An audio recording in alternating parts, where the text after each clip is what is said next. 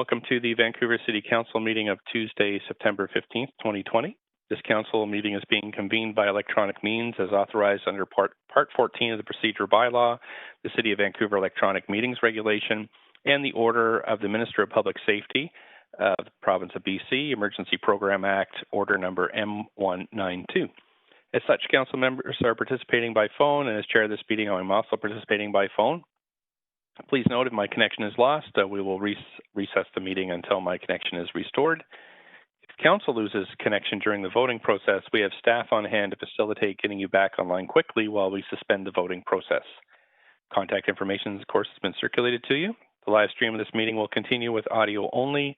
Presentations and vote results will be projected to viewers when available. Council are also reminded that we need to ensure there is quorum during the meeting, so make sure your video is enabled. We all acknowledge that we're on the unceded traditional territories of the Musqueam, Squamish, and Tsleil-Waututh people, and thank them so much for their generosity to all who reside on these lands. Also want to thank staff for all the great work they're doing and have done and will continue to do, I'm sure. So thanks very much for that. Clerk, can we have the roll call, please? Mayor Stewart is in the chair. Councillor Carr.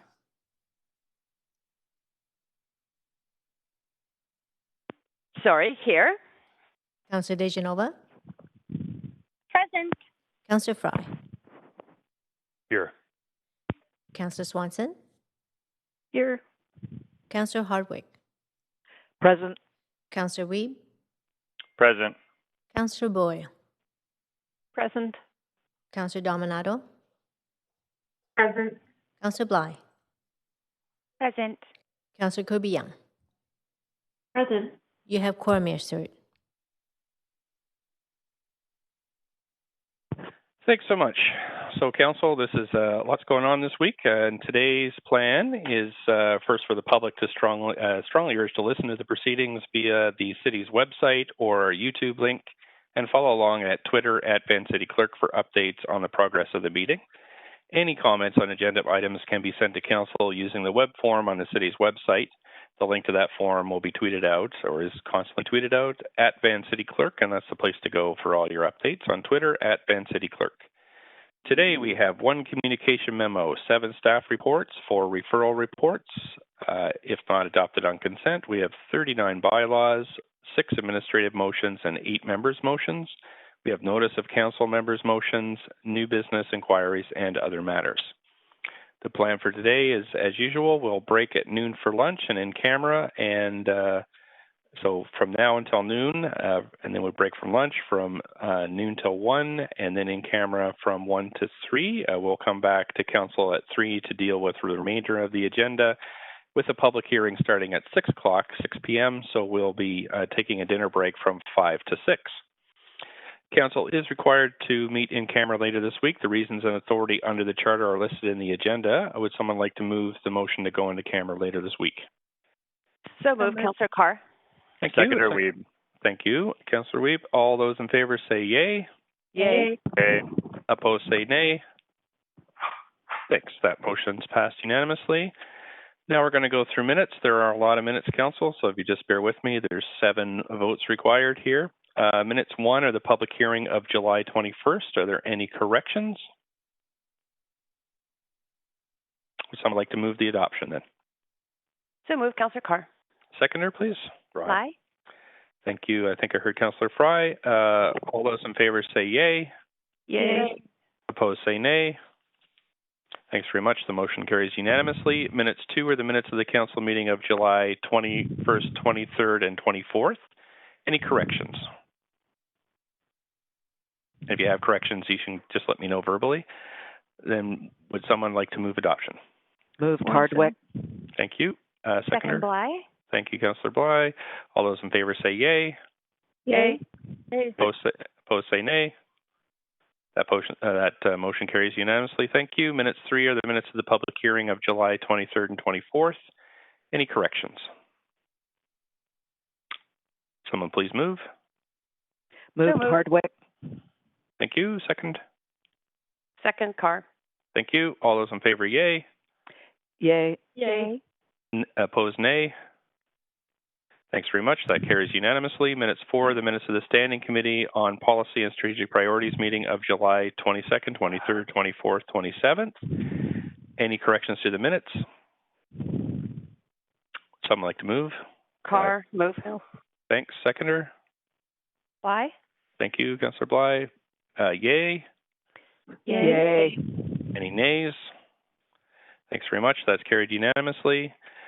Minutes 5 are the minutes of the public hearing of July 28th and 29th. The staff memo has been circulated to Council explaining a correction to the legal description mentioned in recommendation A of item 3 on these minutes. The memo is also available on the public agenda. Would someone like to move the adoption with the changes? Councillor Kirby-Young. Thank you. A seconder? Second. Thank you, Councillor Bly. All in favor say yay. Yay. Yay. Opposed, nay. Thank you. That passes unanimously. 2 left. Minute 6 are the minutes of the Council COVID-19 Recovery Committee meeting of July 29th. Any corrections? Somebody move it, please. Carr, move. Thank you. Seconder? Fry. Thank you, Councillor Fry. All those in favor, yay. Yay. Yay. Opposed, nay. That has passed unanimously. Thanks. And minute 7 are the minutes of the Special Council meeting amendments to the City Land Regulation Bylaw number 8735 regarding consumption of liquor on city land on July 29th, 2020. Are there any corrections? Do I have a mover? Carr, move. Aye. Thank you. Seconded by Councillor Pry. Maybe all in favor say yay. Yay. Opposed say nay. Thank you. That's passed unanimously. Thanks very much. Now, Council, we're moving to matters adopted on consent. We have reports, and so I've got Councillor Carr on the list, I think. So ask yourself to put yourself in the list if you'd like to hold any of these. We have reports 1 to 3 and 5 to 7, and referral reports 1 to 4 on the consent agenda for consideration. Report 4 is held as we have speakers registered. Council may adopt their recommendations in the remaining reports and referral reports collectively in a single motion. And I've got Councillor Carr. Go ahead, Councillor Carr. Yes, if you could hold report 3, please. Okay, that is the advisory committees? Yep. Okay. Thank you. Councillor Swanson. Hold 5, please. Which one? 5. Contract award for Civic Electro, or? Yes. Okay, contract award? Okay. Thank you. And Councillor Kirby-Young? Report 6, reduced fare transit pilot project, please. Okay. Great. Mayor Thanks Stewart? very much. Yes, Clerk? Our mistake, we didn't include communications 1 in the consent agenda. I'm wondering if council will consider that. Okay, thanks. Do we have to have a... No, we don't have to vote on it. Agenda, Councilor DiGenova, including the changes to Communication? communications report. Okay, great. Thank you very much. I was going to ask, though, did anybody want to hold the communications report? I don't see anybody on the queue, so I'll take Councillor DeGenova's move. Do we have a seconder for that? Bly? Thanks very much. Anybody wish to declare a conflict of interest in any of these consent items?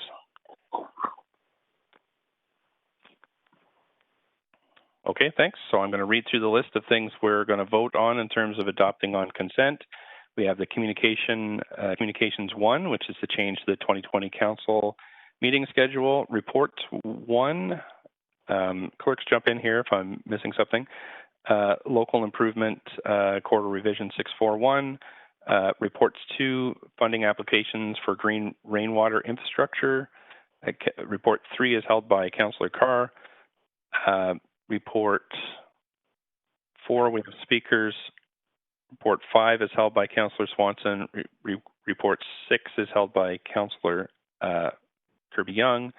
And 7, though, would be on the consent agenda, which is 2020 interest rate and property tax arrears. And then referral reports 1 to, sorry, I'm just getting my page here, 3 and 4. And I think that's it. Is that correct, clerks?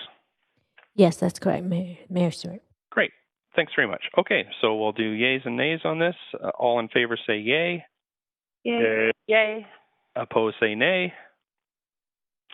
Thanks very much. That motion carries unanimously, so I'm going to have to read these titles out again, Council. Please just bear with me.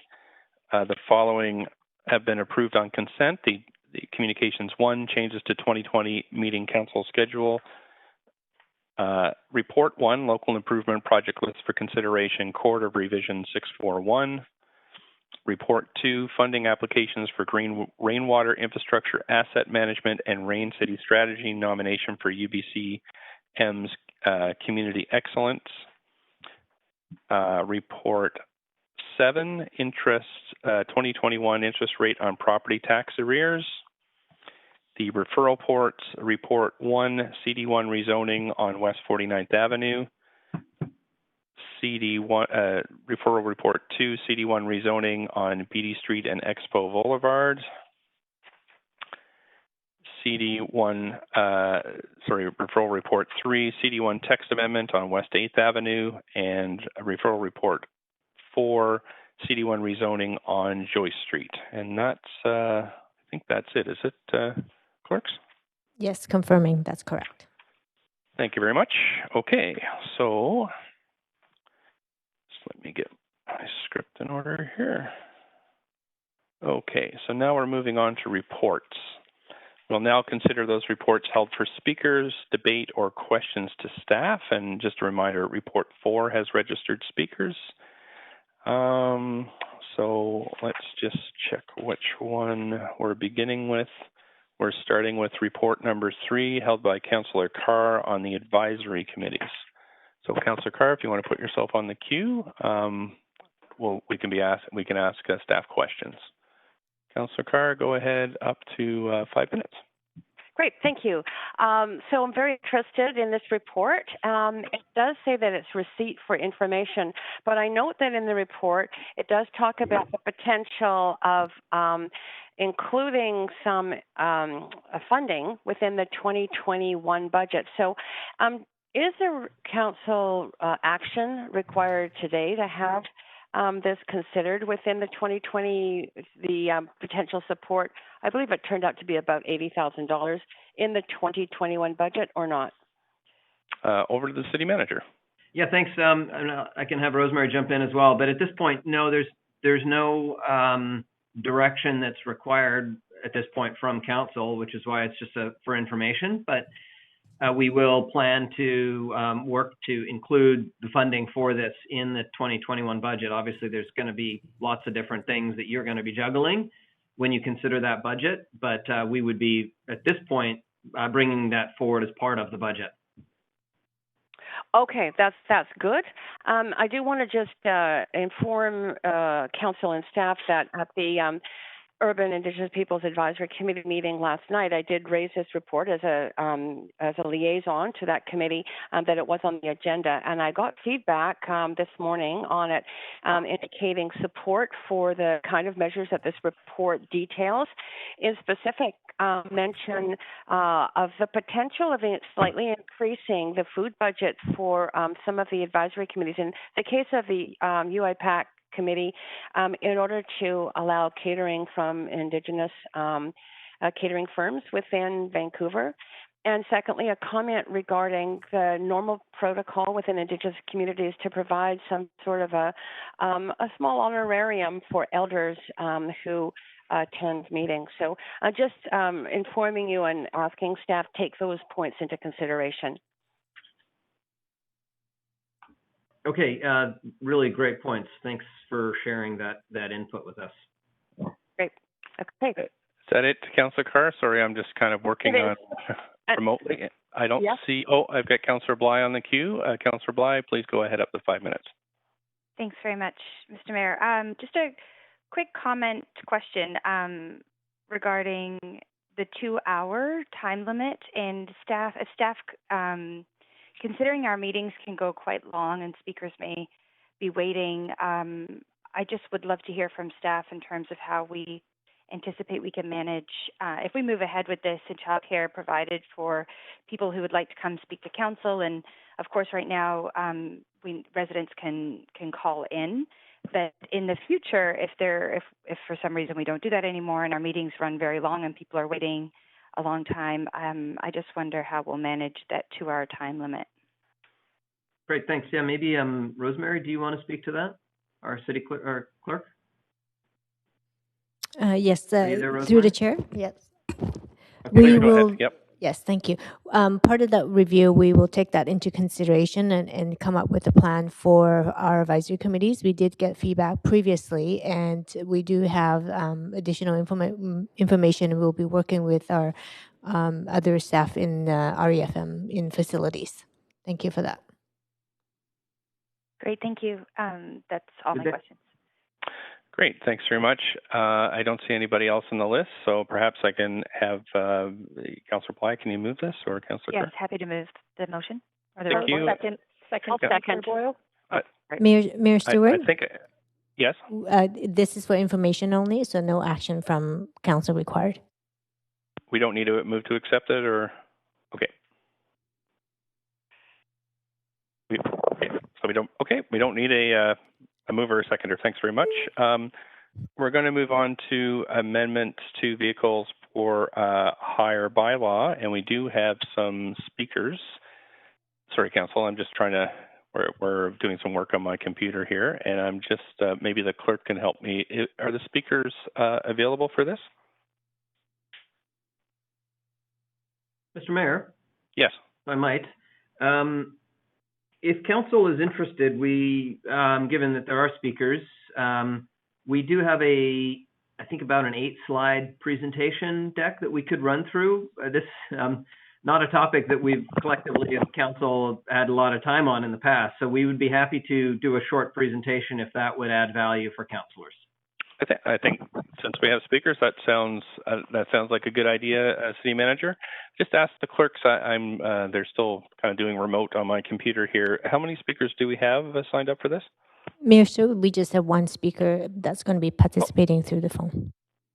Okay, great. So maybe if council's okay with that, we just go ahead with the 8-slide presentation just to get an overview. So, and then hear from the speaker, ask questions to staff, and then vote on approval.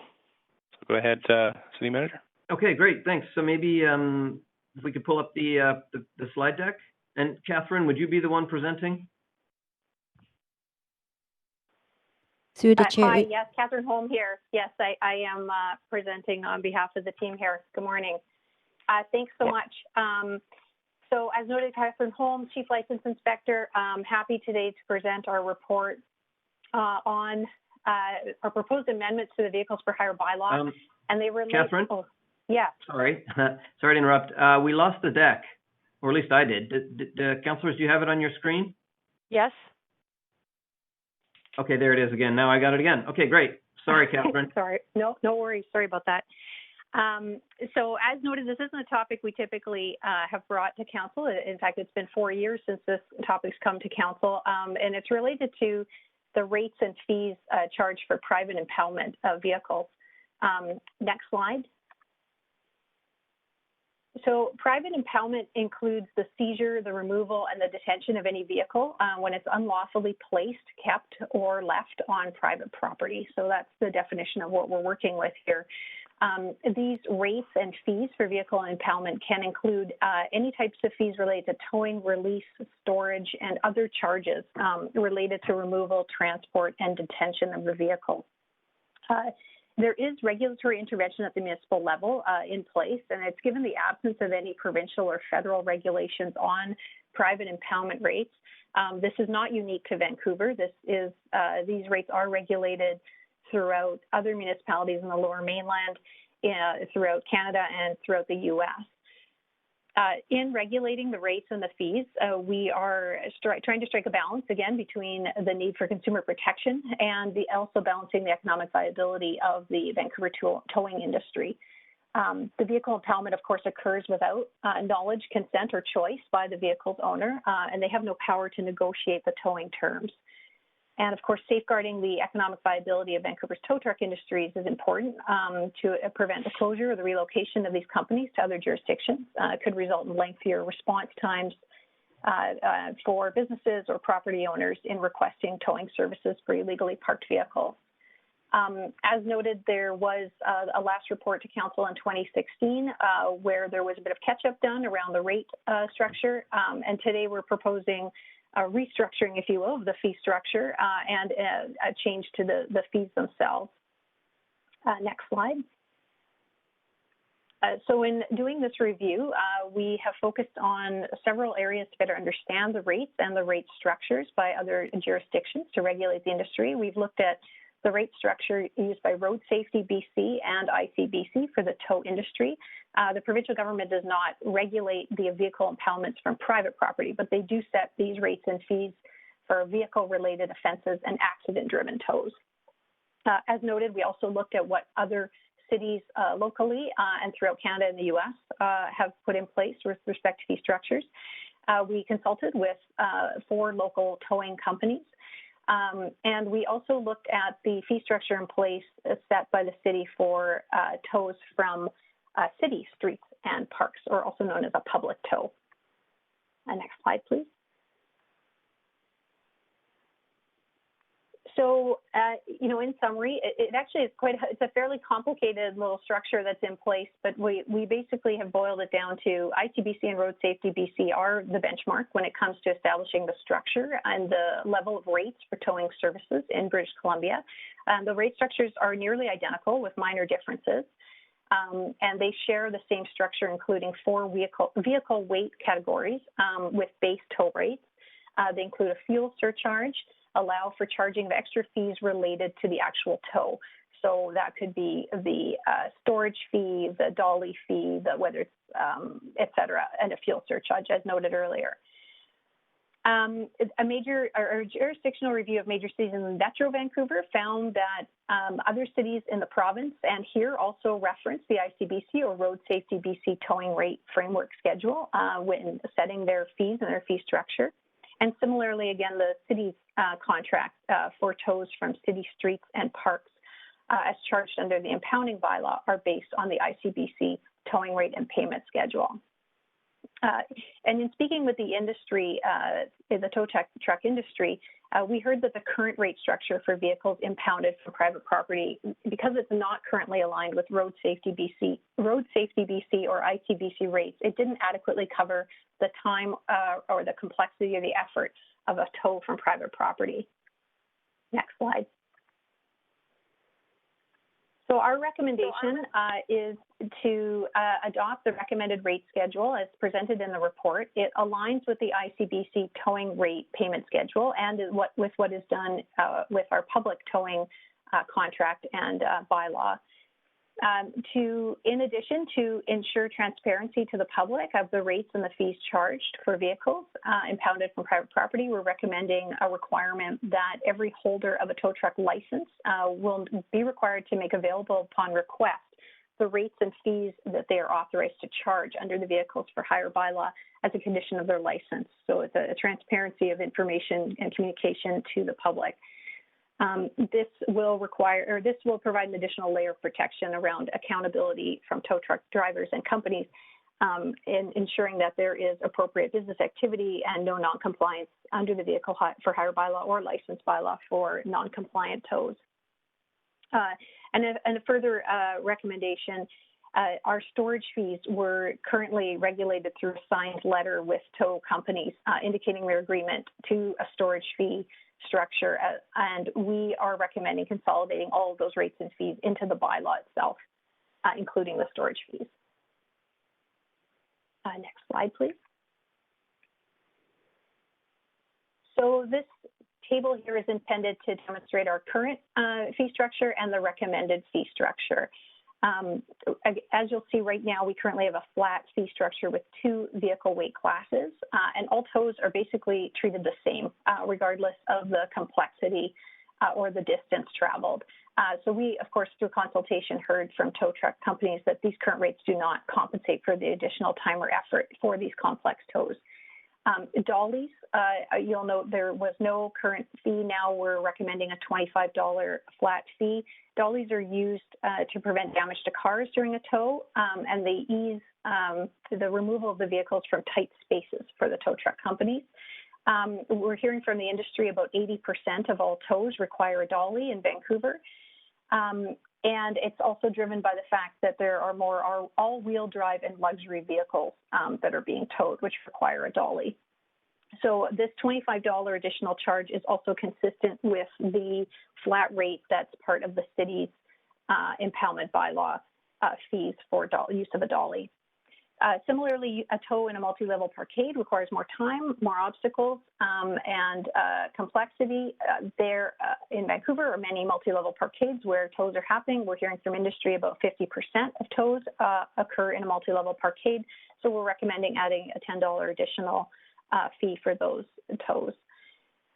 In addition to, again, to align with ICBC schedule and the City of Vancouver's public tow rates, we are recommending an additional fuel charge of 13.5%, storage fees, as mentioned earlier, and additional charges for distance traveled exceeding 6 kilometers.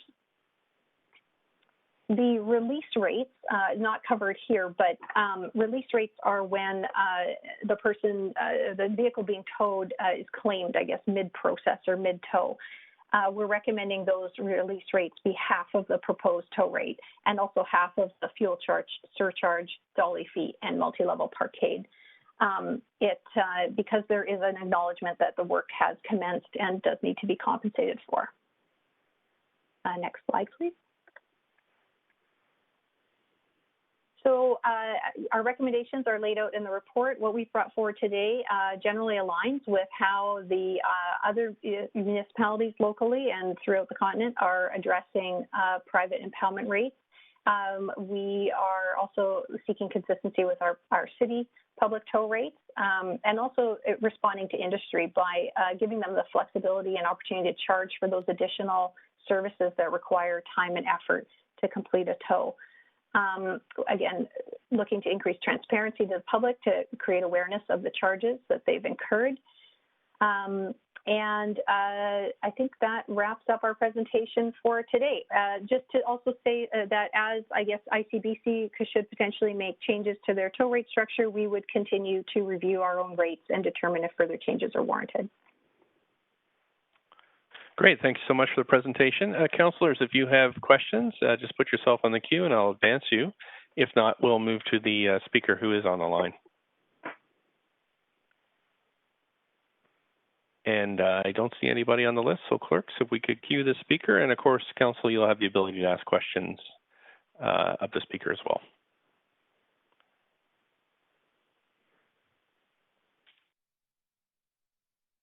Robert Clemens, are you on the line? Yes, I am. Please go ahead. Hello? Up to 5 minutes. Thanks for joining. Hi. Okay. Thanks for joining us today. Thank you very much. Thanks for allowing me to speak to this matter. And I did call in because I was wanting to express the concerns and the feedback we're getting from building and property managers. They are often upset and inconvenienced. They are losing money because of the not having access to parking that they either own or rent. In my written submission, I pointed out a couple of items that I think are important. One of them is that this concept that the person who parks legally on private property isn't aware of their activity and that they're not knowledgeable. We are required under the bylaw to adequately sign every property, so that you can't enter the property without enter someone else's property without seeing the visual signs that you will be towed. And they know that they're being towed. It's pretty common. Now, the other point that I really and we've been harping on this obviously for a long time, and we've negotiated for years with ICBC, and I put out in my comments that ICBC has set their rates based on the fact that they pay for 100% of accident claims, towing and storage, It's included in the rates, and that, of course, they have to keep that rate low because they're the consumer. And what they've told us, and we've had to deal with, is that they're a preferred customer. 100% of their jobs are guaranteed.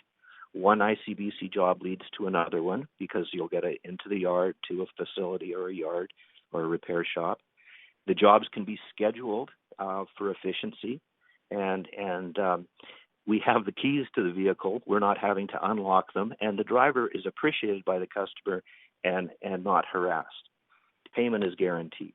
So that's what an ICBC rate looks like, and that's why we suggest it's completely inappropriate to apply it to a different situation, which is the private impound, where 50% of the time the car is not there. And you'd head out and look for a vehicle and you wouldn't be able to locate it. It had disappeared. And there's other problems with this thing that make it completely different. One of them is many vehicles are abandoned, and we end up stuck with them and spending hundreds of dollars to dispose of them. So the whole concept of this ICBC rate thing has been a problem for us. And the report talks about comparing other cities, and I stated earlier that it's irrelevant to compare cities and smaller communities in BC who rely on ICBC. When you look at the elephant in the room is, how can Calgary be 60% higher, Edmonton 80% higher, and Toronto 100% higher? And I suggest to you that they're not worried that the people are getting gouged. What they're trying to do is ensure prompt service for business owners and property owners, so that a tow truck can justify a trip. We're at the stage now, and I'm sure they heard from other towing contractors. Why would you bother, right? This we're fortunate at Buster's. We stay busy with bylaws, police work, and clearing vehicle accident scenes. That's 80% of our business, and we do 35,000 bylaws a year. We can afford to have a few trucks not making money trying to get a private impoundment. I don't know how the other guys do it, to be honest with you. But in any event, what I wanted to end up with here, and in my little summary, I don't know if you saw it or not, and it looks like I've got a spelling mistake where I saw ICBC as collusion, but I think that's what I meant. In any event, what we'd like to do, and I signed in as supporting this, we would accept this as an interim measure. The last time we accepted an interim measure, it was 4 years ago. It was different times. Obama was the president at that time. And so what we would do is accept this now and continue to consult with staff on a resolution that makes sense for building owners, property managers, and for the towing contractors. There are some difficult roads ahead. I'm sorry, but we are at the 5 minutes or just over. So okay, sorry. I think we've got your main points though. Okay, thank you very much. Now, I did send in another request to speak. I don't know if it's all one, but all I wanted to do is, and it was kind of a much lighter note, was that we've developed some software that we're using that might replace the paper tow notice, and I had been talking to staff. Okay. I'm sorry. We're I have to keep everybody the same. Okay, I can assume you got my points then. Thank you very much again, considering you guys are busy with so much important stuff, for taking time. Thank you again. Thank you for participating today. Okay, and if there's any questions, I don't see any questions on the queue for you, sir. So I think that's it, and I'm going to move to council. We didn't have any questions for staff before. I don't see anybody on the queue, so could I have somebody move this report? So move, Councillor DeGenova. Thank you, Councillor DeGenova. Do I have a seconder? Second, Swanson. Thanks, and we'll go for yeas and nays. All in favor say yay. Yay. Opposed say nay. Great, and that's passed unanimously. Thanks, Council. Now we're moving on to Councillor Swanson. You held report number 5, contract award for civil / electrical contractor services. If you want to put yourself on the queue. Up to 5 minutes. Yes, I just wanted to, through you, ask the staff why we aren't doing this in-house. Okay, over to the city manager. Thanks. Just to be clear, when you say in-house, do you mean running a towing operation? No, it's the next report. It's the contract award for the electrical contractor. Sorry, it's a little harder to tell verbally than. Yeah. Thank you. Sorry. That's got it. Great. Maybe I'll ask Lon, our GM of engineering, to answer your question for you. Sure. Hi. Good morning, Mayor and Council. This is Lon LeClaire, the General Manager of Engineering Services. So this is a very small amount of specialized work related to conduits. And we max out internal forces before going to external. And with this, there's no guaranteed spend in the sense that this allows us to take care of peak demand when we need to. It's a multi-year contract. And so it allows us to kind of keep up with demand and not delay projects more than anything. But our first approach is to go to our own crews first. Councillor Swanson? You might be on mute, Councillor Swanson. Sorry, why couldn't we hire extra people to do it that would be on our own staff? Mr. Leclerc? Yeah, to be clear, this is we at this point we don't have the need for it, and so it allows us, when we get busy, to pull on external contractors to deliver, so that we're able to meet the demand. It's really just leveling out the peaks of the demands for this work. So we're expecting that this demand will be over when? It's a $4 million contract. That seems like quite a lot. And also, there's no guarantee that we need any of that, to be clear. So it's up to that amount, but there is no guaranteed spend in this contract. So the general, if I can jump in, Sadhu here, the general idea is we have kind of a baseline load of work, and we do that work with our own crews. Every now and then, we have a lot of projects and our own crews can't keep up with all that work. And so that's when we're bringing the contractor in. What we don't want to do is staff up to that really high peak load, because then the rest of the time, the crew would not have enough work. And so this is kind of really to address those times of the year or the projects when we've got more work than our own crews can handle. Okay, thank you. Thank you. Thanks.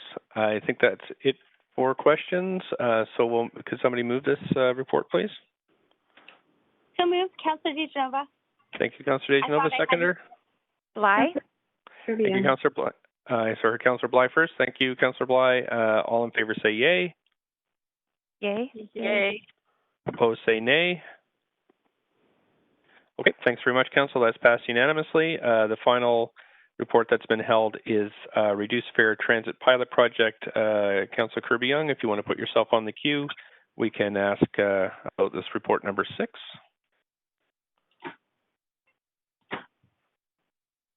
There we go. Thanks very much. Up to 5 minutes, please go ahead. Yeah, thank you, Mr. Mayor. And I just have a clarification question for staff on this. I understand from the report that we had applied to UBCM for the funding, and that the purpose of this report is for council to formally receive the funding for the purpose of participating and contributing to this study. The question that I have, appreciating, the ability for us to contribute towards sort of a body of research around transit policy and programs, is I don't see anywhere in here, and I guess I'm looking for sort of perspective from staff that this is envisioned that the City of Vancouver would be taking on the costs of subsidized transit, but that we're considering to a body of research as part of our advocacy efforts towards similar policies. Is that a fair interpretation, or is there a different expectation of what the outcome of the research will be? Yeah, I'm not sure that that's the expectation of the outcome. Let's see, Mary Claire, would that be? Would you be the one to answer that, or Diana, or who would be the best staff person to address the question? Mary Claire? Hi, it's Mary Claire Zach. Thanks, Sadhu, Managing Director of Social Policy. We also have engineering staff on the line. I think Dale Bracewell is there. It would not be our expectation that the city would be picking up the subsidy for this. I just wanted to be clear with that from our perspective, but Dale may have comment on that. Yeah, Dale Bracewell, no, Manager Transportation Planning. Mary Claire, thanks. That's enough clarity. Okay, and then just a quick follow-up question. It's a relatively sort of small scale in terms of the Vancouver component from what I see in terms of 50 to 100 individuals that would participate in that. How would those individuals be identified for the study? Who would we be targeting other than obviously people in financial need? I think Diana Herford's on the line. Diana, would you be able to respond to that question? Sure thing. It's Diana Herford, Senior Planner in Social Policy and Projects. So we would be working with some key partners to identify the cohort that would be part of this study. Again, we're applying kind of an intersectionality and equity lens to this, and it would target youth and people with low income in partnership with SFU and engaged research as well as other partners to identify who would be part of that. So we'll be looking at the design element of that pilot if approved today. And Diana, we would probably work with the partners who are currently involved as part of our advisory in the poverty reduction plan. Is that right? That's right. Yeah, there'll be other partners as well as TransLink and SFU, and hoping to engage also the relevant council advisory committees. Yeah. Okay. So go ahead. Oh, just if you wanted further information on who's part of the Poverty Reduction Advisory Committee, we can certainly send you that information. Yeah, I'd love to receive that. Thank you. And then one final sort of follow-up question. I know that one of the discussions that we're having and we're hearing a lot is that ACCS particularly has a heavy workload based on a number of initiatives this council has brought forward.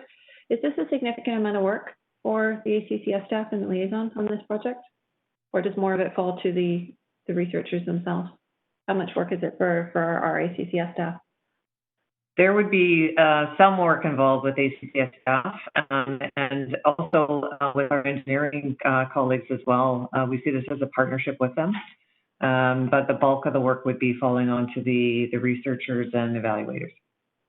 Okay, so you don't have any workload or capacity concerns with this project? This has been included in our work plans for this year. Okay, thank you, appreciate it. Thank you. Councillor Carr, up to 5 minutes. Great. Thanks. And thanks for this report. I think it's great and it's fantastic that we applied for this funding. I know that in the report it talks about priority on low-income, Indigenous, and racialized residents, and in designing the pilot, some outreach to relevant council committees. I'm wanting to get some confirmation that the Urban Indigenous Peoples Advisory Committee will be one of those committees that is reached out to by staff regarding how to develop this pilot. Yes, they will. Great. That's all I need to know. Thank you. Thank you. Councillor DeGenova, up to 5 minutes. Thanks very much. My question for staff is a simple one. Through you, Mayor Stewart, just wondered if staff could explain if this pilot was to continue on or if there was a desire for this pilot to continue on. However, the funding had expired. Would the City of Vancouver be in a position where, that is work that was dedicated in ACCS's work plan, but after a year after the pilot, we don't see that move forward unless the City of Vancouver was to put up some funding for it. So I'm more looking at sort of the long term, and if there's any, any concerns about the City of Vancouver being asked to fund it after that, and just hoping that staff might be able to share some information on that. Well, it isn't our intent to go beyond this $50,000, and there are some next steps that we have with SFU and with Metro Vancouver to talk further about the study. So that was our part in it, is to look at the pilot, look at the results, and do the advocacy work to look at those next steps. So there aren't plans for us to, like I say, to subsidize or continue to subsidize the work going forward. Perhaps, Mary Claire, I might also just add that based on what was referred to in the report with respect to the work that we were able to do with SFU on the hotel employees transit pilot, so we will be taking that research and then kind of amplifying the learnings by bringing that to our regional partners, hosted by TransLink, but then sharing that with all of the other municipalities. So I think there'll be another opportunity if this pilot is able to proceed, where we'd be able to kind of really share that research more broadly throughout the region. Thanks so much. I really appreciate that. And I saw Councillor Swanson on the queue, Mayor Stewart, and if she wants to move this motion, that's fine with me. If not, I'm last on the queue, so happy to move it. But Thanks very much. Swanson was very passionate about this, so either happy to move it or second it, whichever. Yep, I consider it moved. Thanks. Councillor Swanson, you want to second it? Sure. Second. Thanks very much. And any debate on this? And I'm just going to clear over the main queue. Any debate on this? Councillor Swanson, go ahead, up to 5 minutes. Yeah, I want to thank staff for all the work that they've done on this. I think it's really important for us to build the argument that transit should be free for some people. Well, I would say free for everybody, but let's start with what we can get. I think this project is really important, focusing on children and lower income people. And I did get an email from Rainbow Refugee. They were really interested in this. So just for staff, if you want to contact them. I think this is something that, well, I'm hoping that the feds or the province can fund it so that everyone can afford to ride transit. I think it's something that we need to consider, at least funding the work that we need to build a case. We're not talking about something that's a frill here. We're talking about something that will produce a reduction in greenhouse gases if we raise more young bus riders, and something that will promote equity if we have a system where everyone can get around the region regardless of their income. So I think it's a really important, very tiny first baby step, and I hope we can get on with it and then take the next steps. Thanks very much. Councillor Dejanov, up to 5 minutes. Thanks so much, Mayor Stewart. Just wanted to take a moment to thank our staff and also thank you, Mayor Stewart, for your work at TransLink as well. I, really think that this is a fantastic opportunity for Vancouver to sort of lead the pilot. Also very happy to see that the funding, is covered off and not coming from our operating budget, but appreciate our staff, hearing that call and stepping up to do this as well. So thanks to everyone for that. It's not lost on me that, as we move forward with, the official construction of the Broadway subway and the recent announcement on that even, that as we move forward in building transit and making our city more accessible, that we truly are in the, spirit of the word accessible, making it accessible, and that includes for people who might not be able to afford it. And, I certainly see that as we look at, areas like even Strathcona, where, people don't have access right now to possibly get on transit and take themselves to another a piece of green space or something similar, and the things that others might take for granted. So I'm really looking forward to seeing the results of this pilot, and just wanted to say thank you for your advocacy at TransLink, Mr. Mayor, and also thank our staff for their work. Great, thank you so much. I think that's it for debate. So can we can just do yeas and nays on this one, I believe. Oh no, I guess we have to vote on this one. So I'll ask the clerk to cue the voting system.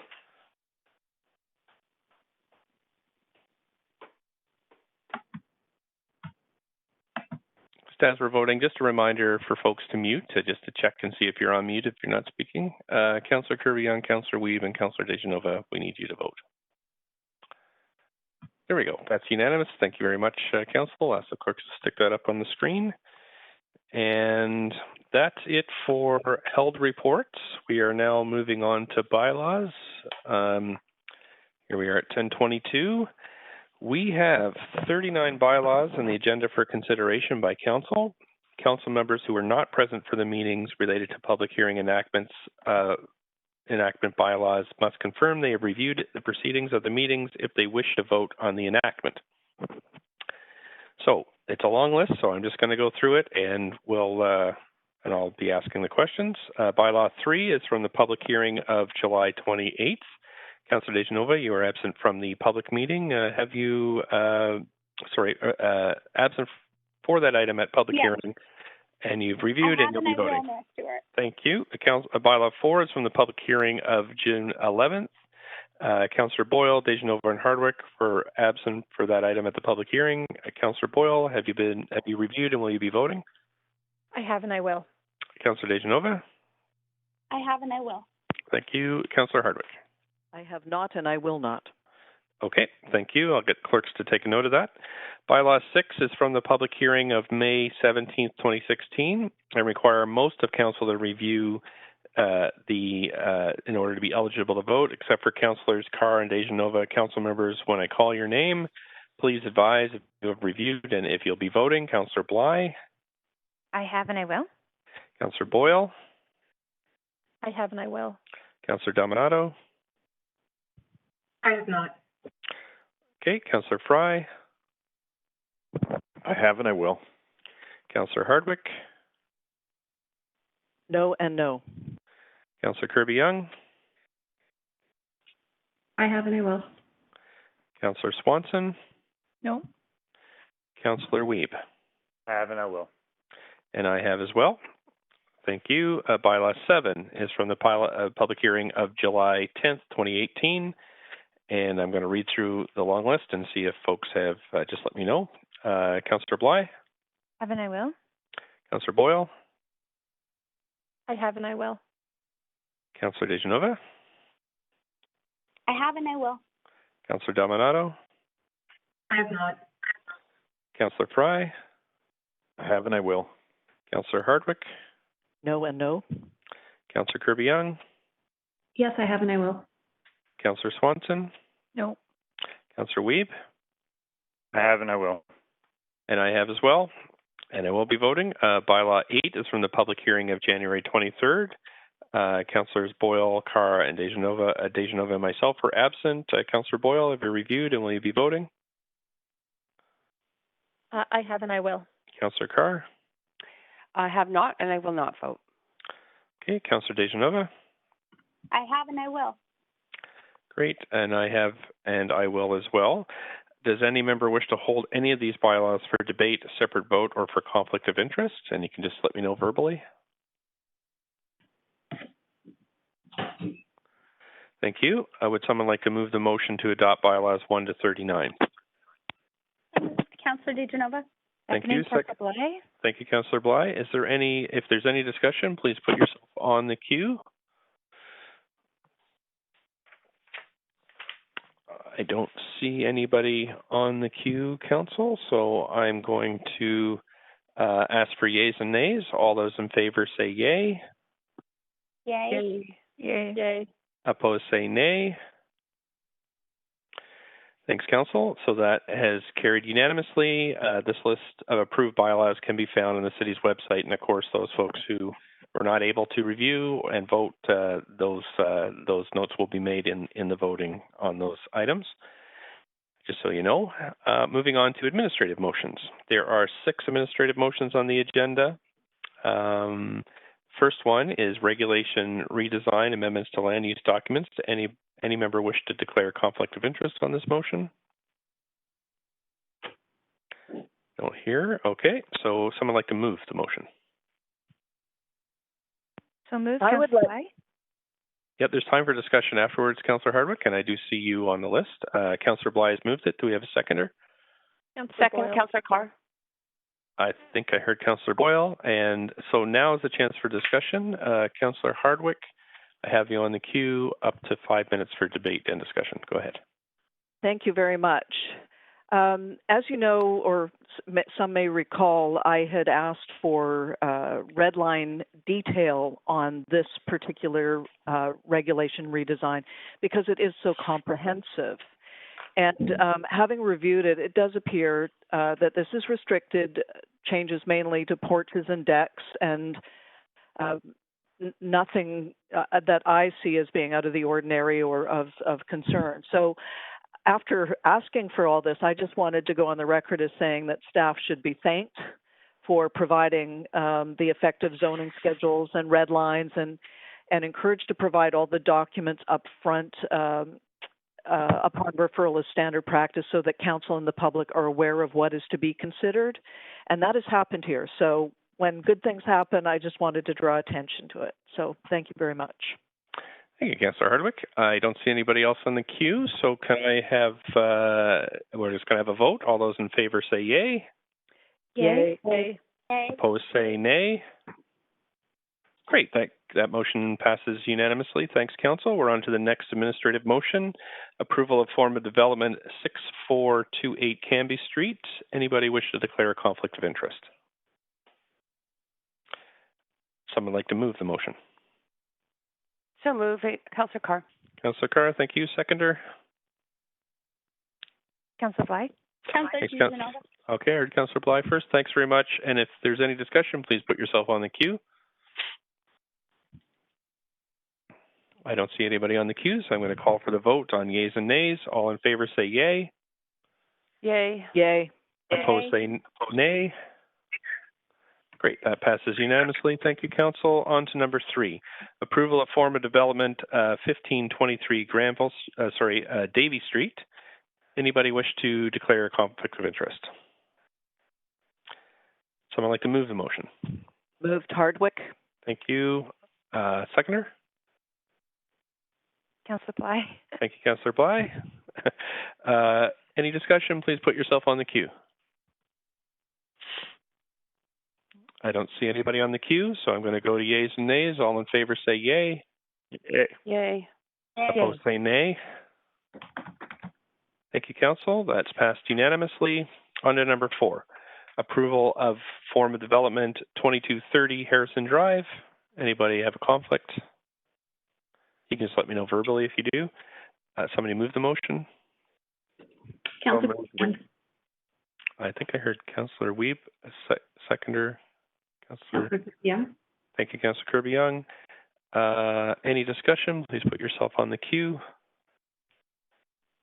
Don't see anybody on the queue, so we'll go yeas and nays. All in favor, yay. Yay. Yay. Yay. Opposed, nay. That has passed unanimously. Thank you, Council. Number 5, approval of form of development 695 East 19th Avenue. Any conflicts? Someone like to move it? Councillor Carr. Thank you. Seconder? Boyle. Thank you. Discussions, put yourself on the queue. I don't see anybody on the queue, so we'll do yeas and nays. All in favor say yay. Yay. Yay. Yay. Opposed, nay. That's passed. Thank you. Approval of form of development is the 6th administrative motion.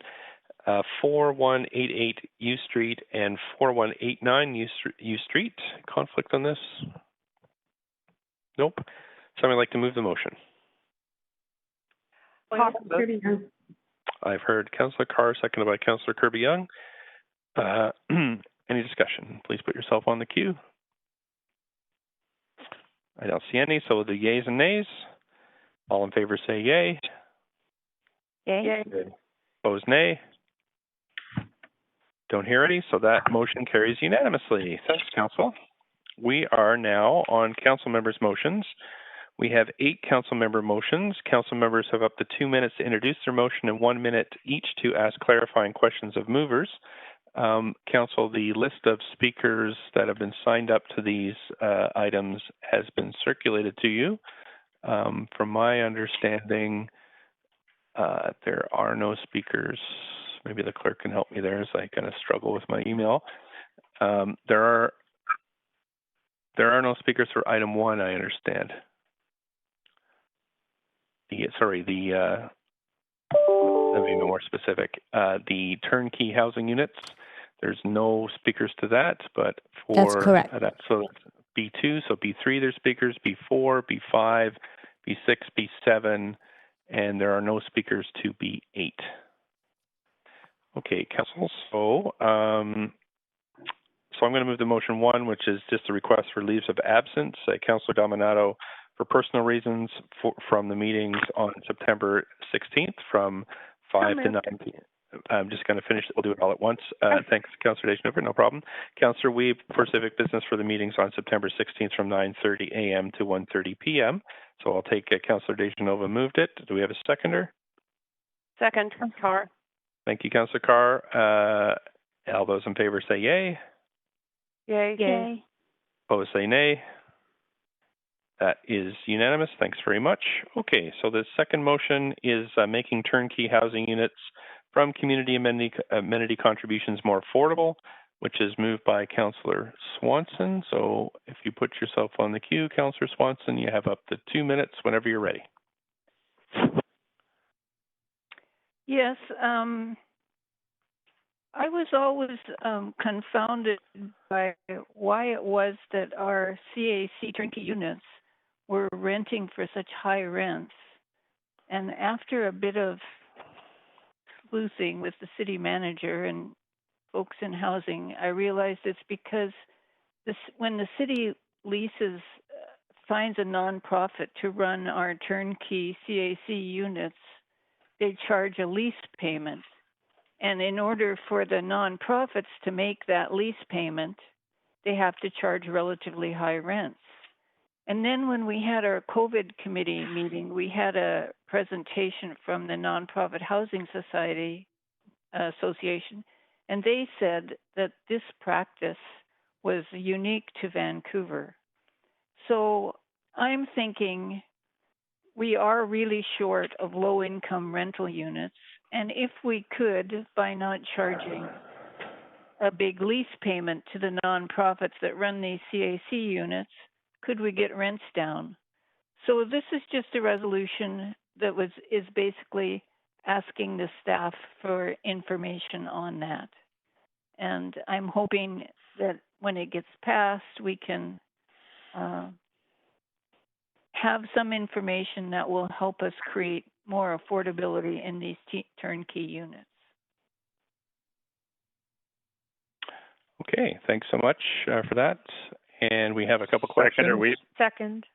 We're just going to get through we have a few questions before we have a seconder. Councillor Deschanova, you have up to a minute. Thanks. Councillor Swanson, just wondered if you were aware that the capital costs that go along with these units that are owned by the city, and through a transparent RFP process, an operator is chosen. So if the operator owns the units, they might pay the capital costs, but if the city leases them, they can throw the keys back in 60 years and we have to pay all the costs and might not be able to provide as much affordable social or core need housing. I don't understand what you're asking.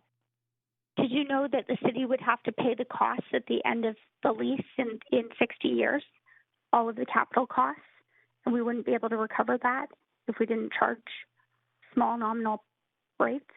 I know that prudent operators, like for example in my co-op, put aside rent money for and charge rents based on what they need for daily operating costs, as well as ongoing maintenance, as well as replacement reserve. And I would hope that if we had some sort of agreement with a nonprofit, it would include the requirement to set rates that would be prudent in that way. Thanks very much. Okay. That's that's my time. Thanks so much, Mayor Stewart.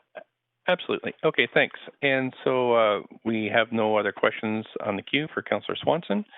Do we have a seconder for this? Second. Councillor Dominato. Thank you, Councillor Dominato. Now we have time for discussion, Council. If anybody would like to put themselves on the queue, feel free to go ahead. We have Councillor Dejanova. Please go ahead, up to 5 minutes. Are there speakers to this, Mr. Mayor? There are not. We're voting on this today. Okay. Can I ask a point of information through Sure can. you, Chair, or Mayor Stewart, to the city manager? Sure And can. that point of information would be specifically about the question I asked Councillor Swanson. Councillor Swanson said that, nonprofits that operate transparently put this money aside.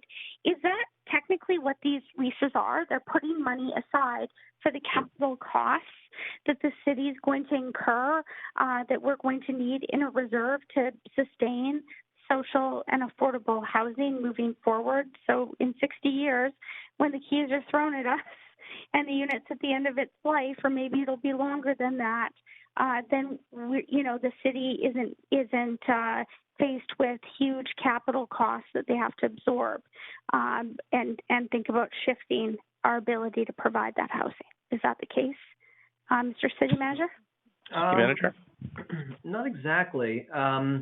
Generally speaking, the leases that are paid are used to procure new land for social housing, and so the general idea is that we can get these units in, and then we get a lease, and then we use those funds through VAHEF to purchase new land that can then be used to build affordable housing. So it's really been over the decades been a critical part of how we secure new land for affordable housing.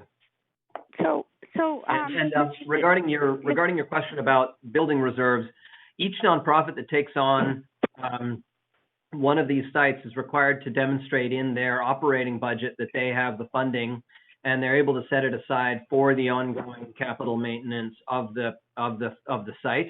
And that's part of how we select operators, is to ensure that they do indeed have those funds, and that they can run the building in a safe way and to maintain it. And so they are expected to do that. That obviously we run into cases with property buildings that they weren't able to do that, but that's generally the expectation.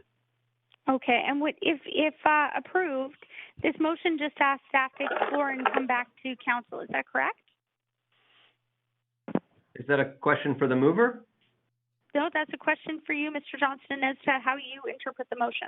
Yes, that's how I interpret the motion. And to be, we've talked about this, Councillor, and we've talked about it as a group as well, that the idea that maybe the lease isn't the right way to go. Maybe there's a lump sum payment at the beginning. Maybe there's different ways.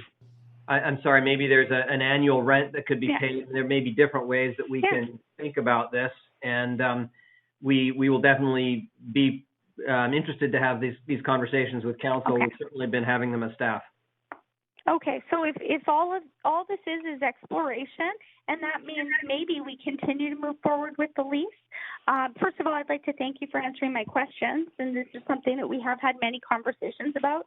And Swanson, I appreciate that you put this forward, because I think it's important to move forward on this front and look at how the city can, what can we do? Vancouver is very unique in that we own most of the units, whereas other municipalities, you see, nonprofits may be paying their hard costs for construction, like $200, $300 a square foot, depending on what that is, and the community benefit being given to the developer and downloaded down to the nonprofit. So for that reason, I'm happy to look at that model again. I think that it's great that we're having these conversations, and that's all opening up. So I will support this motion to move forward and explore it. Thanks for bringing this forward, Councillor Swanson. Thank you. And Councillor Weeb, up to 5 minutes debate. Go ahead. Yeah, I'll also be very supportive. I think we've had a couple very large projects, 70 million plus, and others of turnkey units, and we need to look at how that information is not only provided to council, but to provide it to the public on one of the large tools we have to provide affordable housing in the city of Vancouver. So it's just asking for report back information. I think it's always good for us to get the information needed, recognizing I think we're going to see more turnkey units in our term. Thank you, Councillor Weeb. Councillor Hardwick, up to 5 minutes. Thank you. I will support this motion because it is a motion of exploration. I am concerned overall about the city's escalating dependence on CACs and at the same time the erosion of the PEF. I sat on the Mayor's Task Force on Housing Affordability in 2012 and have watched this unfold as we've moved from properties from the PEF into VAHEF. And again, I think in the larger context that we need to have a really robust discussion about what we're doing here in terms of using CACs for funding broadly and the implications on eroding the principle of the endowment fund. But because this is about exploration, I will support. Thank you.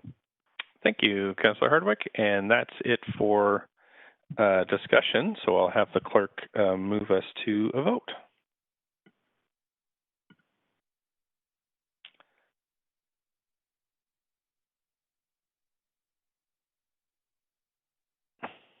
Councillor Kirby-Yung. Thanks very much. Clerks can pull that up on screen. We have unanimous support for that. Thanks very much. So the next motion is motion number 3, open option parking policy, removing on-site parking minimum requirements, moved by Councillor Kirby-Yung. Councillor Kirby-Yung, if you put yourself on the queue, you have up to 2 minutes on this. Thank you, Mr. Mayor. I appreciate the opportunity to introduce this motion. As the Mayor indicated, it's titled Open Option Parking Policy.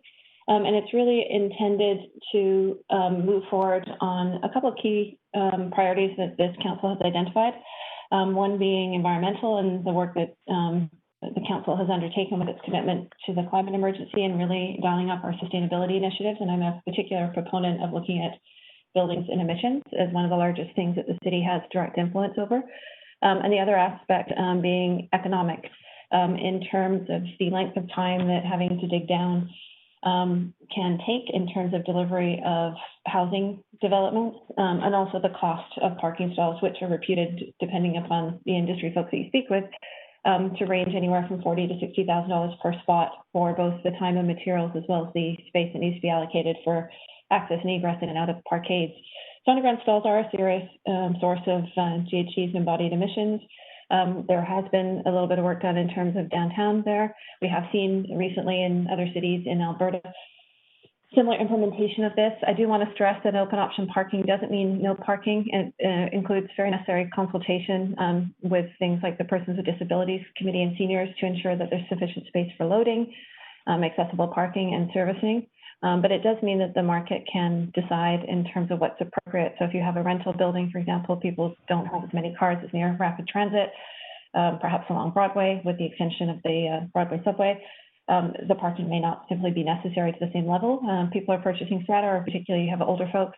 The market is going to want some parking spaces. There are obviously ways to support managing that through capping with parking maximums, et cetera. But this is really a sort of direct opportunity for council to give some explicit indication of its preference to move forward in this area, and one that is, as I said, a serious source of emissions for the city. Thank you. Thanks. And just at 2 minutes, good stuff. And we have Councillor Wiebe with a question. Councillor Wiebe, it's 1 minute question and answer. Please go ahead. Hi, my question, and you brought up the Person with Disability Advisory Committee. The question of reducing parking minimums has been brought to the committee multiple times over the last 6 years that I've sat on the committee, and has already gone through a few iterations. So I'm wondering why you bring in a new policy that's going to take us longer to get to where we want to go. Well, I'm not sure I understand sort of the... So the question is, I guess the framing is on the committee, we've had zero parking being brought to us multiple times and different options for parking policy that have already gone through consultation. And my understanding, staff's coming back with a report on this. You're asking to do a new consultation on your specific type of policies, which could actually lengthen the time for this to get implemented. So I'm just wondering the reasoning behind that. Okay, so to clarify, again, I don't want to characterize this as zero parking because it's not what it is. It's open. 5 seconds. And also the inclusion of the consultation was direct feedback from staff that they felt that was important. Okay, that's a minute. Thanks. Councillor Boyle, up to a minute whenever you're ready. Thanks. I have a similar question to Councillor Wiebe, which is why, when this work is already underway at the staff level as part of the climate emergency, why a new council member motion on it? So I think that if you refer back to the climate emergency report, and specifically there's page 15 on that, it talks certainly about embodied emissions and looking at things like, supporting more low carbon buildings or wood frame and others. There is, as I said, a level of specificity around parking, and this is really a much more, I think, aggressive approach towards moving towards sort of more of a market demand scenario in an effort to really accelerate sort of, I guess, more worker success in this area. And it was welcomed. The motion was welcomed by staff, and I think council received that feedback in the motion summary that we got back. Okay, well, thanks very much. That's my time. Thanks. Thank you, Councillor Fry. So I guess, and similarly, I'm just trying to wrap my head around the fact, because of course we talked about parking minimums and maximums for some time, and indeed, and even referring to a possible member motion, and staff had indicated they're coming back in November with a report and a bylaw for us to consider. So I'm wondering what the point of this member motion when we have a staff report coming so rapidly. So I think this question has been asked, and I think I've answered it, but I'll sort of reframe again. This provides very specific direction that council wishes to take a sort of a very specific approach around a more aggressive move forward. And so council did not provide any specific direction around what that looks like. Staff, as I said, have welcomed this motion. Right now, we only have parking minimums in place in downtown. That's where that was moved forward on. And so I think that this is important in terms of moving forward on one of the most significant sources of emissions that we have. Right now, we've got wildfires raging and a number of other things that are happening, and I think we need to step up the pace on this one. And this is something I think that provides we're just at the next level to our efforts. Thanks very much. Okay, that's it for questions. Thanks so much. We have someone like to second this motion. Second, Councillor DiGenova. Okay, thank you, Councillor DeGenova. So we've received requests to speak to this motion. If you'd like to hear speakers, we can refer this motion to the Standing Committee of City Finance and Services meeting tomorrow. Would someone like to move that? Refer. Councillor DeGenova. Thank you. Do we have a seconder? Second. Councillor Dominato? Yeah. Thank you. All those in favor say yay. Yay. Can I speak to the referral motion, please? If it's not, I'm going to have to check with the clerk there. 1 second, please. But we are in the middle of a vote. All those opposed say nay. So I don't hear any nays. Well, nay. Okay, we have one nay. So I'm going to check with the clerk here. Clerk, I know we now have to go to, I just want to make sure we have this process correct. So just 1 second, Council. I'll come right back to you. Just going to check with the clerk.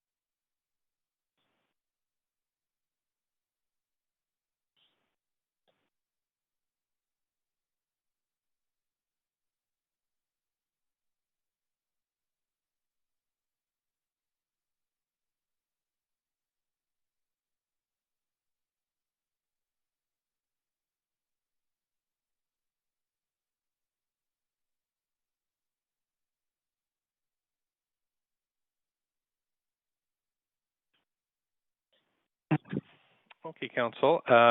So I've just been conferring with the clerk, and so ordinarily these go through without calling for debate. We just call yeas and nays, and they usually go ahead. But because we have a kind of I would say not an ordinary request to have debate, that's totally within a councillor's right to do so. So I will advance Councillor Wiebe on the queue, and you have up to 5 minutes, Councillor Wiebe.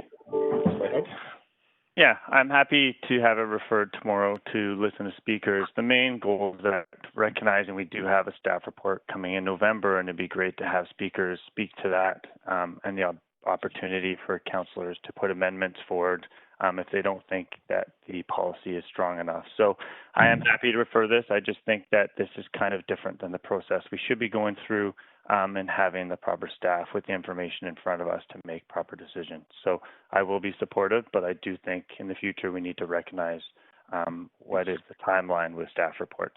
Thank you. Okay, great. Thanks so much. I don't see anybody else on the queue, so I'll ask the clerk to cue the voting panels. Point of order, Mr. Mayor.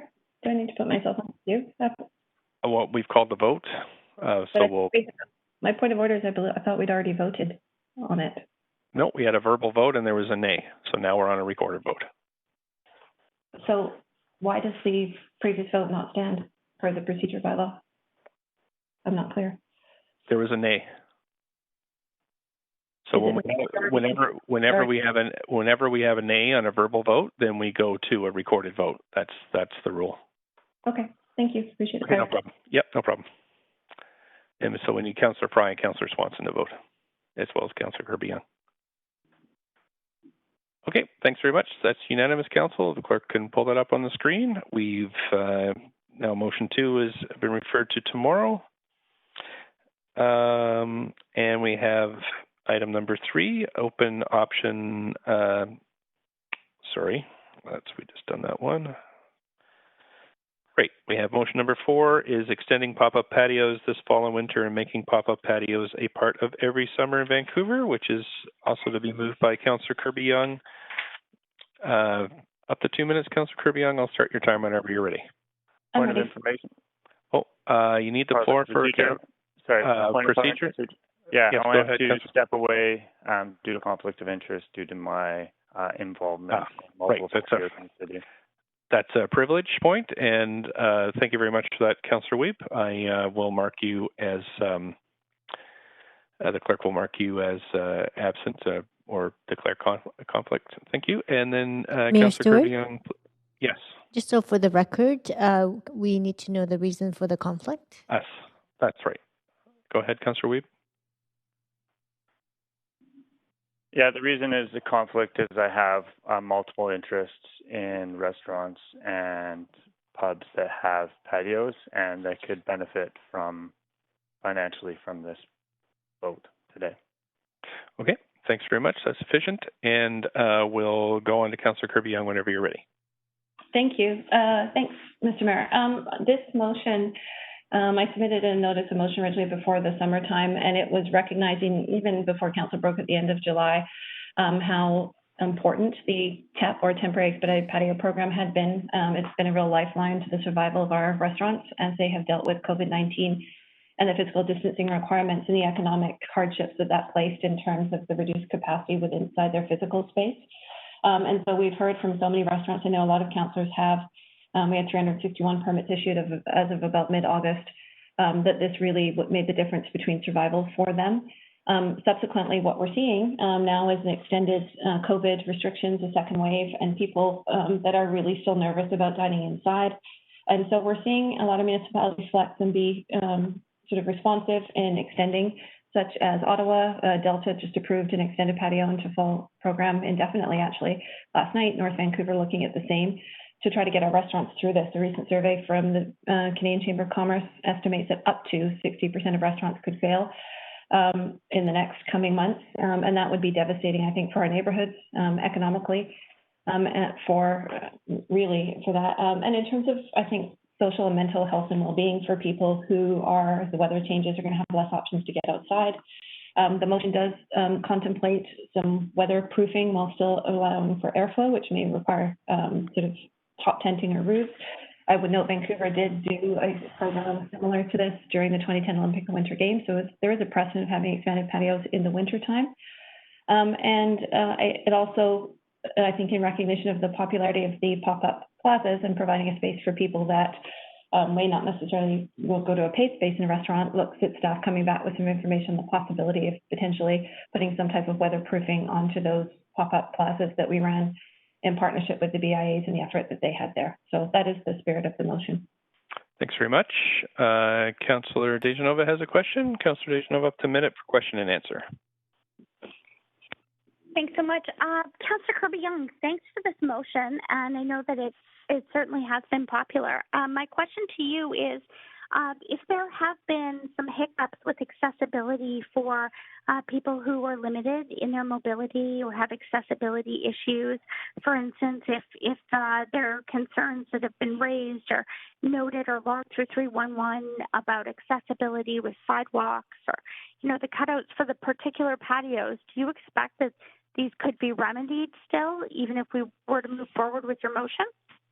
I do. I know that it is a requirement of the TEP when you read through the requirements for the program that they be accessible, and depending upon where they're located, whether it's a sidewalk or street, they have a ramp and so on. So I think if there are a couple of issues that came up, those were quickly remedied to my knowledge and from what I've heard, and I think the response has been very positive, but vision accessibility continuing to be an important requirement.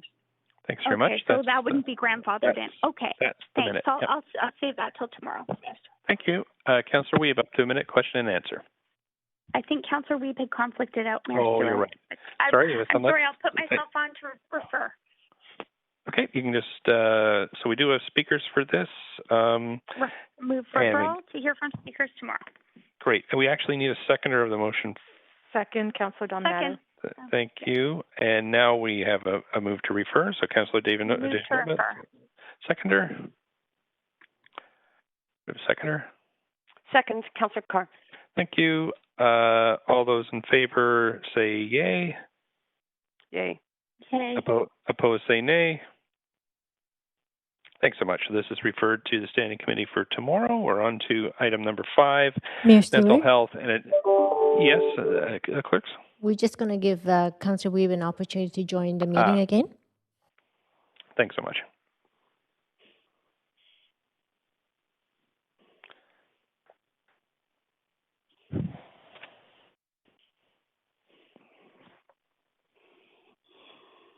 Councillor Weeb, are you on the line now?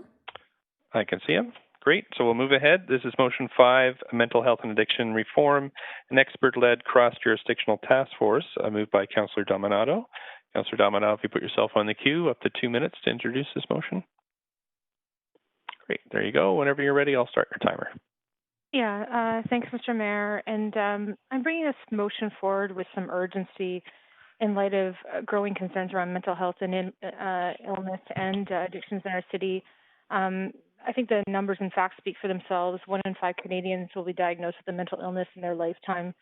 4,000 people die of suicide every year. Mental health challenges are growing amongst our child and youth population between the ages of 5 and 18. We increasingly have people who are coping with deep trauma, including intergenerational trauma related to our residential school system.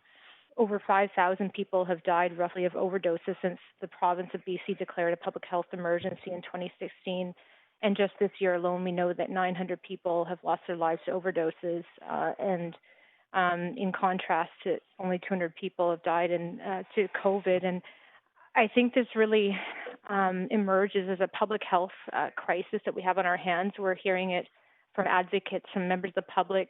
We're seeing it play out in our neighborhoods and our communities, increasingly people who are precariously living on the streets.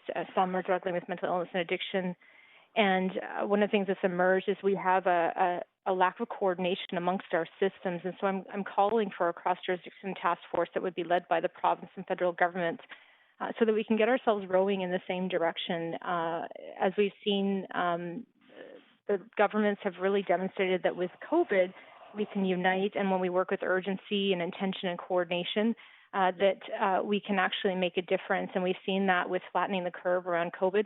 And I think that we need to have the same urgency, intentional, coordinated focus around mental health and addictions in not only our city, but across our province and across the country. And it shouldn't be as difficult as a parent recently reflected in an article, having lost her son to an overdose, that when she was trying to find him counseling, she said it felt like she was carrying 2 bowling balls uphill, and finding a pathway to care should not be challenging like that. And so I'm of the view that we need to advance a different options. Thank you. 2 minutes are completed, and we're over to Councillor DeGenova for up to a minute. Question and answer. Go ahead. Sorry, no, I was just on to second the motion. So okay. I guess I'll hold that until after questions. Councillor Boyle? Thanks. Up to a minute. Thanks. I've been hearing, I guess, that there's been lots of task forces, so I'm wondering what specifically you think this task force would produce in terms of outcomes that we haven't heard from existing or previous coordinated conversation on this topic. Well, from my perspective, yes, there have been the city's led task forces, and I'm not asking the city to lead one here. But we've had a number of things reflected recently that we need to have a better system of navigation for vulnerable residents, that we need to have wraparound supports, that there's a big gap between getting into detox and then actually getting into a treatment bed where there's reported long wait lists, that we don't have a full spectrum of safer supply. There's still calls for decriminalization of drugs as a public health response. There's been calls for a centralized registry to share information. So from my perspective, there's huge gaps, and we have people saying, here are some solutions. So let's bring those people together to advance those solutions and actually fundamentally make some changes. Thank you. Councillor Kirby-Yung, up to a minute, whenever you're ready. Thank you. Councillor Dominetto, would you be calling for this if you thought that previous task force, if what we're doing was working and there weren't gaps in the system right now, and that mental health is one of the biggest challenges that doesn't seem to be fully resourced or coordinated? No, I wouldn't be calling for it. So you're doing it because you feel that what we have been doing isn't working, right? Correct. And I think we're hearing that across the spectrum, from health professionals to police to advocates, peers, that what we're doing isn't working and that we really need to move in a different direction and get all levels of government working together. Okay. And again, just for clarity, because I know there was some feedback that came from staff, and I know Councillor Boyle was asking about city-led initiatives, and staff were talking about revisiting some of the Mayor's Overdose Task Force items. This is fundamentally different. This is really about bringing different levels of government, those responsible, to the table in a coordinated fashion. Is that right? Correct. It's about systemic change. Thanks so much. Councillor DeGenova, questions? Nope, I was on to second the motion. Councillor Weeb, I was up last question? on the list at the time, so I'll go on again. Councillor Weeb. Yeah, quick question. I know that in a lot of this work, we've really talked about how we put an intersectional lens on it and ensure that we are dealing with trauma and culturally sensitive mental health work. I'm just wondering how you think that can be related into this task force. I think it absolutely could be part of that, and I think that could be determined as part of the mandate of any task force. And again, calling on the province and the federal governments to lead that, and that absolutely could be part of it. Talk about them leading it, but then you specifically determine what should be in the task force. Do you think that kind of terms of reference could be kind of created with the kind of cooperation of all the different groups involved? Certainly. I mean, those are recommendations of what I see as some gaps and what I think that we need to address.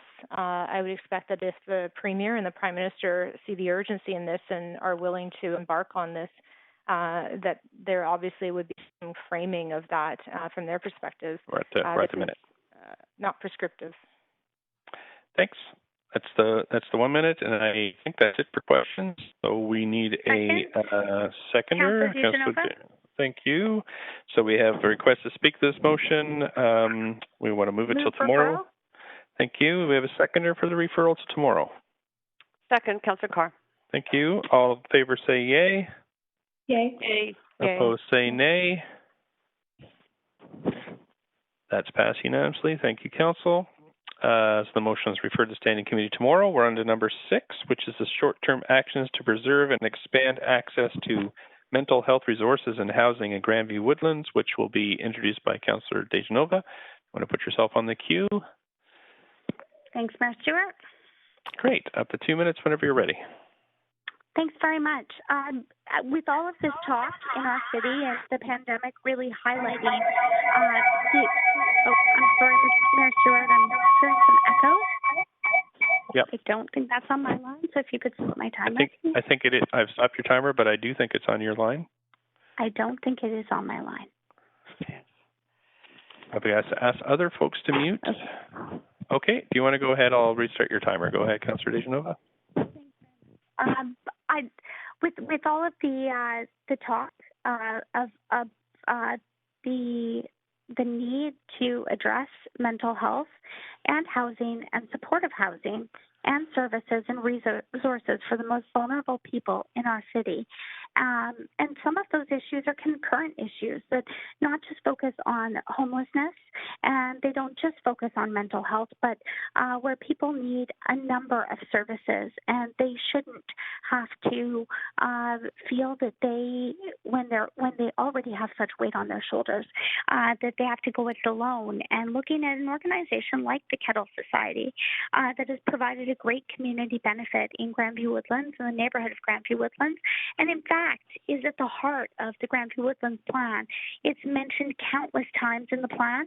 We've received letters from the Kettle Society that they'd like to move forward with a project in the city of Vancouver, a very specific project, and I know that there were some concerns before as to how that would be done, but I just wanted to say I thought that I found a bit of a creative way to fund that. Happy to talk about that more tomorrow when I do have more time, but looking at, asking our staff to work with them and looking at things like the CHIP grants that just helped 5 different organizations to kind of find a way to kind of make up the contributions that needed to be made up, the financial contributions, to be able to provide the immeasurable benefit that they do provide to our city. The Kettle Friendship Society, being established 40 years ago, provides a number of services, including a drop-in service and supportive housing to those in need with mental health. They serve Indigenous people, seniors, families, homeless individuals.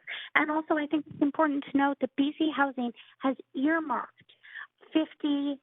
funding for 50 units of housing here, and that funding isn't transferable. So I think it's important that we seize the day and we move forward with this. There was also a motion moved last term. Oh, so sorry. Thank 2 minutes only, I forget. Thanks. That's right. Councillor Dominato's question, though. Councillor Dominato, up to a minute. Councillor Dominato? Thanks, Mr. Mayor. Yes, Councillor DeGenova, just a quick question with respect to your motion. Do you feel that there is a necessity at this time to pivot, given the pandemic and the urgent need for housing, particularly shelter rate housing, in light of the conversation we had yesterday? Can you comment on that? Well, I think that what I heard from speakers when we talked at the special council meeting is we need real tangible solutions, and there's not going to be one perfect solution, but a number of solutions. And what can we do to get things online in the quickest way possible? And this is an organization that's ready to go, but they're at a crossroads. That's what I understand from the letters that they've written to us, and that we have a very small time frame and window here. That being said, it ticks all of the boxes. There's 5 seconds. Funding from BC Housing for this as well. So I think that's very important. And Great. I think that we have to do what we can to step up and help those suffering with mental health challenges. Thank you. Councillor Boyle, up to a minute, question and answer. Thanks. I'm just interested, Councillor DeGenova, to hear process-wise if you think this is the appropriate process to be making these kinds of decisions about procurement and grants and whatnot. Well, Councillor Boyle, I feel that really it comes down to a council decision, and considering the situation that we're in with the pandemic right now, the fact that we have less staff in the organization working 100% of the time, and the fact that the Kettle is in a unique situation where they still have this funding, but they're at a bit of a crossroads. Yes, I think that a number of things have come together to move this forward. That being said, over 2 terms, Council has supported motions to move forward with initiatives by the Kettle Society and also with initiatives that provide housing. And if we didn't move forward with this, I would question whether or not we'd have to change our entire Granby Woodlands community plan for the fact that it is mentioned countless times in the document. Thank you. Councillor Carr, up to a minute. Yes, thanks, Mr. Mayor. I'm wondering if it's possible for me to ask a point of information through you to staff about this. Not at this stage. Nope. This is a council direct to Councillor DeGenova. Okay. And then it's still not. It's still the property of the councillor. It hasn't been seconded yet, so it's not property of the assembly. So we would have to wait until it's seconded. Okay. Well, my understanding is that the city is in the process of issuing a request for proposals around this area, and I have concerns about that. But Councillor DeGenova, do you have concerns that this might? Point of order. There's no point of order, Councillor DeGenova. Just you want to respond to the question? Mr. Mayor, if yes? I may, just for a moment, I just have to ask you, Mr. Mayor, and I'm not sure if it's a point of parliamentary procedure, but are we able to talk about that process openly in open council? And that no was idea. my only concern. Sure. I don't know. Can't tell you the status, but if you want to I will take a pause on this one and just check with the city manager. I'll be right back to you. Apologies for the no point of problem. order. That was a good. No, good point of order. Thank you. We'll be right back to you, Council.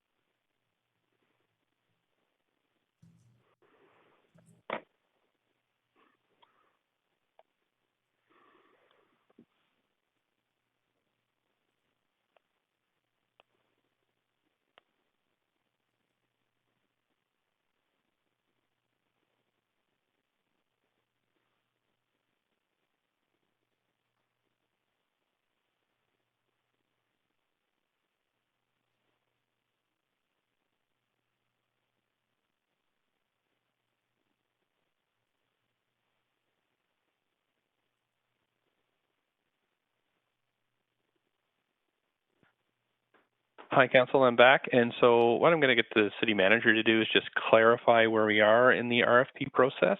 And city manager, if you could clarify. Yeah, thanks, Mr. Mayor and Council. Staff are in the process of preparing an RFP for to select a housing partner for this site. And as you know, we do that typically through VAHA. Which is what we're doing in this case, as we've done with many other sites across the city. So that's the process that we're in now. Like we have with 401 Society and others, we would envision that there would be a community space at the base of the building that could be used for a drop-in center or community use or a commercial space like we did with Catalyst at 2221 Main. So, this is kind of following the same framework as we have with the utilization of other city sites for affordable housing and community uses. Thanks so much. So, Councillor Carr, your question is in order. If you want to continue, please go ahead. Yes, I'm just wondering if, Councillor DeGenova, you have concerns about biasing and, in fact, preempting the public procurement process with this motion. Well, Councillor Carr, thank you, and my apologies. Just trying to be very clear on process. So just wanted to apologize for that. Just wanted to be extra cautious and careful. So I did want to answer your question in saying that because this project has such long history with the City of Vancouver, way before the RFP proposal, I don't feel that it would bias the proposal process. And for that reason, and the reason that the CHIP grants that I'm asking staff to look at in this program didn't exist at the time that conversation happened, which predated the RFP. For that reason, I'm hoping we can take, a second look at this, just to help folks, especially in this neighborhood who thousands of people are helped each year by the kettle. Okay, thanks. That's 1 minute. Councillor Kirby-Yung also has questions. Councillor Kirby-Yung, please go ahead. Yeah, thank you. Councillor DiGenova, you've sat on council for a term longer than I have. Have you seen council not take advantage of many opportunities when there is a willing nonprofit partner who provides a valuable service like mental health, or BC Housing has committed to funding a number of units, and we know that we can actually get that housing in the market? Have you ever seen that in your time on council? Have you seen that commonly walked away from? Well, I have seen, through the leadership in our staff team and their ability to, create new programs such as, the CHIP program and the grants that come from the empty homes tax revenue that we see. I have seen these opportunities come forward. Some of them are very time sensitive, and I appreciate that staff are nimble and quick on those. And I think that this is an opportunity to move forward. I also understand that the kettle's in a situation from the many letters that they've sent us, one appendix to this motion. 1 minute. That this is critical time, and we're really the crossroads with them. So yes, I have seen us move forward in this way on other projects that provide services to nonprofits. Thank you. Thank you. Okay, and that's it for questions. So we do have speakers to this motion. I'd like to move to refer to tomorrow to hear from speakers. Just 1 second, please. I'm just double checking that we do have speakers. I don't have it in my script, but I thought I saw them on the list. Just going to double check here, Council.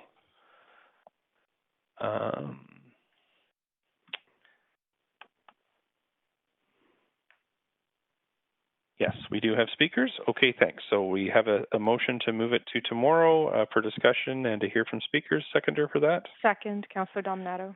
Thanks. And we'll just call yeas and nays. Yes. We don't Sorry, have I needed a seconder for the motion. That's correct. I need a seconder for the motion. Second, Councillor Dominato.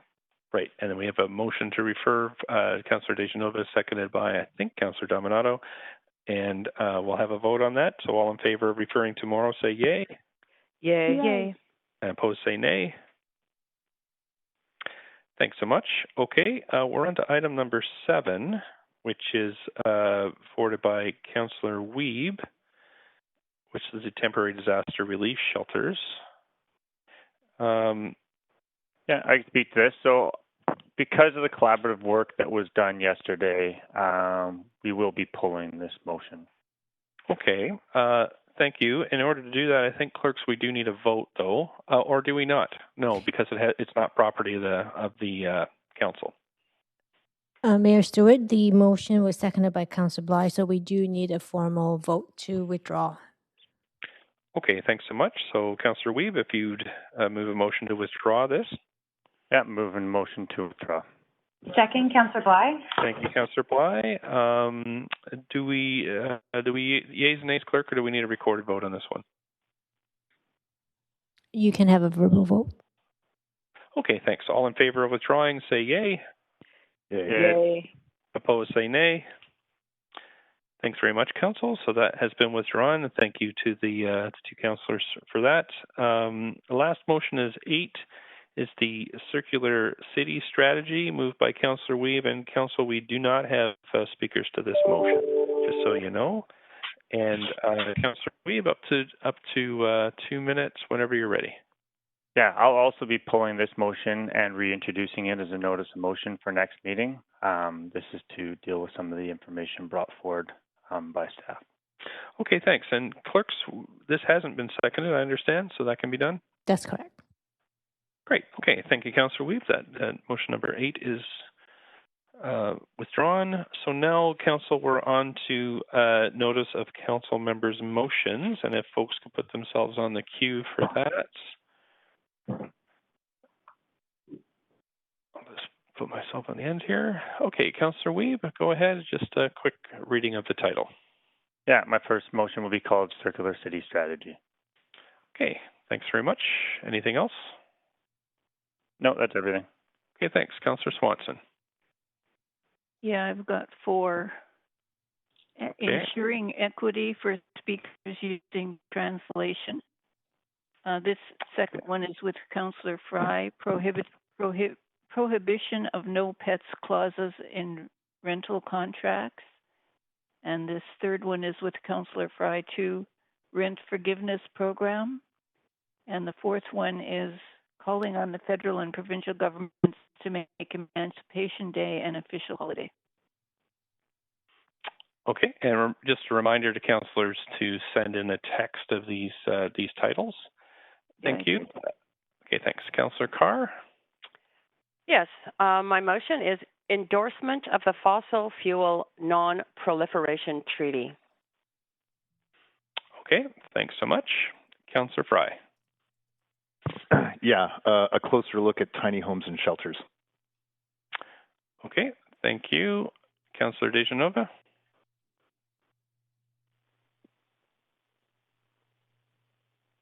Oh, Mr. Mayor, thank Yes. you. I have 3, enacting a bylaw to allow free parking for veterans who have BC Veterans License Plates. Number 2 would be sustaining public safety as a core service in the city of Vancouver. And the third would be the motion that I'd already called notice on but did not bring this time, which is turning the key on affordable homeownership in the city of Vancouver. Great, thanks very much. Councillor Carr, if you could just take the chair for a second while I read the titles of 2 motions I'm introducing. Happy to do that, Mr. Mayor. Thank you very much. Okay. The first one is all the way to UBC, UBCX business case funding. And the second is protecting tenants, taking action against rent evictions. Thank you, and I've sent those in now as titles. And okay. Back to you then. Thank you very much. And just going back to the queue here, Council. I don't see anybody else on the queue, Council, so that is it for introducing new motions. Sorry, I'm just looking at my script here. Sorry, I was on the wrong page. Great. And now we have new business inquiries and other matters. And the first item is a request for leaves of absence. Councillor Kirby-Yung for civic business for the meeting on September 30th from 3:30 to 5:30. Would somebody like to move this motion? So moved, Councillor Dejanova. Thank you. Seconded by, I think, Councillor Weave, I heard there. All in favor say yay. Yay. Yay. Opposed say nay. Thanks so much. That has passed. And Council, looking now for items of new business, inquiries, or other matters. And I've got on the queue, I have Councillor Kirby-Yung. Go ahead, Councillor Kirby-Yung. Yeah, thank you, Mr. Mayor. At our last committee meeting, I believe it was before the summer break, we had an update with respect to some slow streets and other initiatives. And during the course of that discussion, there was reference made by our CFO with respect to an intended investment in the public bike share system and potentially with Mobi. And I had inquired as to what that planned line item or dollar investment was and was advised from staff that I would get that information back. I have not received that. And I'd like to know what the City of Vancouver staff will be recommending in terms of financial investment towards the public bike share in terms of e-bikes that was referenced at that meeting. Over to the city manager, I think, then. Yeah, thanks, Mr. Mayor. Yeah, the electrification of the fleet is something that was identified in the climate emergency, and so it is something that we are exploring, as you know. At this point, it's premature to know whether that would require an investment and what that investment would look like. There are discussions with Mobi about that. As soon as we know what the recommendation would be or what the range of those costs would be, we will come back to council. At this point, we don't have a sense of that. We're looking to have conversation with Mobi to understand what it would take to introduce that type of vehicle into their fleet. And why would that? I guess two follow-up questions, if I might. The CFO has clearly stated that there was an expected planned financial investment from the city. So I'm wondering that this answer seems to be different information than was provided in that last meeting.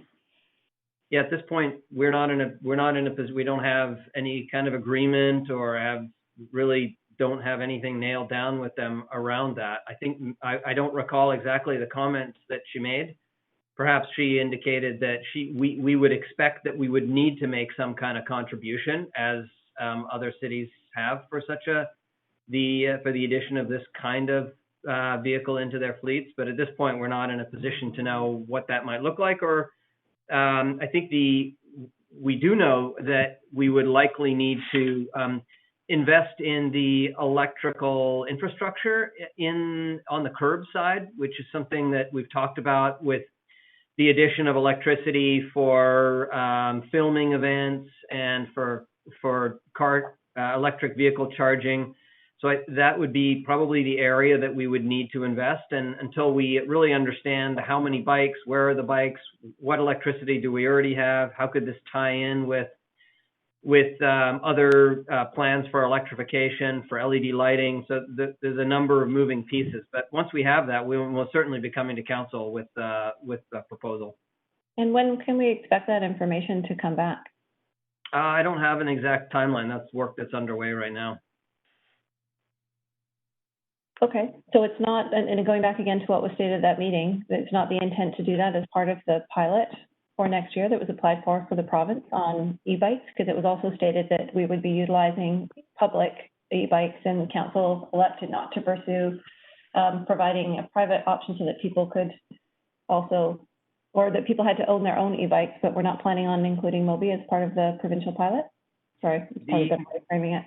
The provincial pilot that we've talked about is to allow for e-scooters to be used on the streets. It's not an electric bike pilot, and it doesn't really have anything to do with the sharing of those vehicles. So maybe there's two different elements to this. For clarification, the pilot did state, did it not, that can include e-scooter and e-bike? Those are the parameters of the pilot? The pilot that we have proposed, and Mr. Mayor, it might be better to take this conversation offline. I'm happy to talk to you about it offline, Councillor. The pilot that we've proposed, that we've talked about with council, is to test the utilization of e-scooters in the city, which they're currently not allowed, and so that's kind of the pilot that we've proposed to engage in with the province. Just 20 seconds. Okay, thanks. I'll follow up because I'd like to get some clarification. Thank you. Sure. Thank you, Councillor DeGenova. Thanks very much, Mr. Mayor. Also, some questions through you to the city manager. One of them that I have been getting, we're in September right now, but Remembrance Day is less than 2 months away, and I was wondering, with the pandemic and the physical distancing requirements, what Remembrance Day ceremonies, if at all, in the city of Vancouver that we typically have, what the changes would look like, and how that will be made available to the public and communicated to the public. Make sure that we're staying safe, but we're still making sure that we give people the opportunity, either virtually or otherwise, but safely, to remember and to honor our veterans and those who've served and fought for our freedom. City Manager. Thanks. Yeah, I'll gladly follow up with our staff and get an answer back out to council. Thanks so much. Really appreciate that. Yeah, thanks for raising it. Another question that I have is specifically regarding some of the media that currently, I suppose last week in the media, but council has also received correspondence. Each council member, I've just noted this on some different situations about public safety. And also involving young children and small children who have been the victims of assault, being spat at or, almost hit by objects on purpose. And this is happening mostly, I'm hearing, in the downtown core. I understand that we have a 4 pillars approach, which I'm completely supportive of all 4 pillars. I'm wondering what the City of Vancouver is doing to work with other partners to try and mitigate this, or to try and assess this, considering now we're hearing more and more stories each week of these types of behaviors. And when it comes to children, I really think that we need to do what we can to protect them. So I'm just wondering if the city manager has any information he can share with council on this. City manager? Mr. Mayor, yeah, I did see your emails on this yesterday, and I saw the back and forth with the VPD and had a chance to see their response. So, yeah, I'll circle back with the VPD. Obviously, violence like this is really handled by the police. So I will follow up with them as we emailed about yesterday. Thanks very much. As we are getting inquiries as City Council, I think that it is important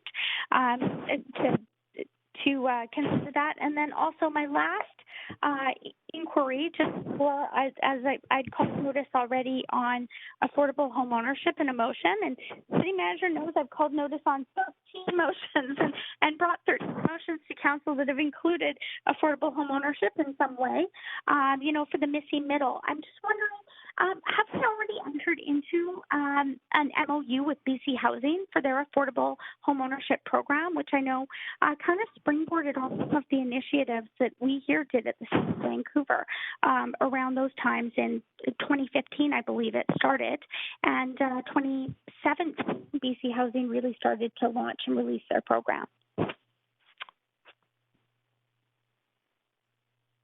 I'm sorry, Mr. Mayor, I didn't fully catch the question. Yeah, and I was wondering if there was any work, if an MOU or any type of understanding with BC Housing and their current program, instead of using our particular program, if that was in the works. And just hoping not to be redundant in the motion that I'm bringing forward to council, was that if you could share it with council in some way, either now or later in a follow-up, if you could let me know if that indeed is happening, if we're working with BC Housing with their program on affordable home ownership. I'm happy to. We've talked about this many times over the years, as you will recall. I'm not exactly sure where BC Housing is at with their program, but I'm happy to take this conversation offline with you, and we can discuss it, and I get an update from the staff. That'd be helpful. That would be lovely. Thanks so much. That's all. Okay, great. Thanks. Councillor Carr. Yes, thanks, Mr. Mayor. I have a question that relates to the fact that this month I am deputy mayor, and I have been informed by staff that because I am deputy mayor, I cannot leave Vancouver, or at least in your vicinity, such as within Metro Vancouver. So, for example, I can't go to the Sunshine Coast where my children and grandchild are on a weekend. So my question is this. In the last 2 terms that I was on, and specifically the last term, when Vision appointed deputy mayors for a whole year, an acting mayor for 4 years, and I'm assuming that they received some legal advice about this, were they given the same legal advice that has been portrayed to me, that they couldn't leave town? Because honestly, Raymond Louie left town all the time when he was acting mayor, and so did the deputy mayors. Did they get that same advice, and has that and ignore it? Or did they get different advice than I'm receiving now? Mr. Mayor, I'm happy to explore this further with you, Councillor. Off the top of my head, I'm not sure what advice they were given, but yeah, I'm not sure.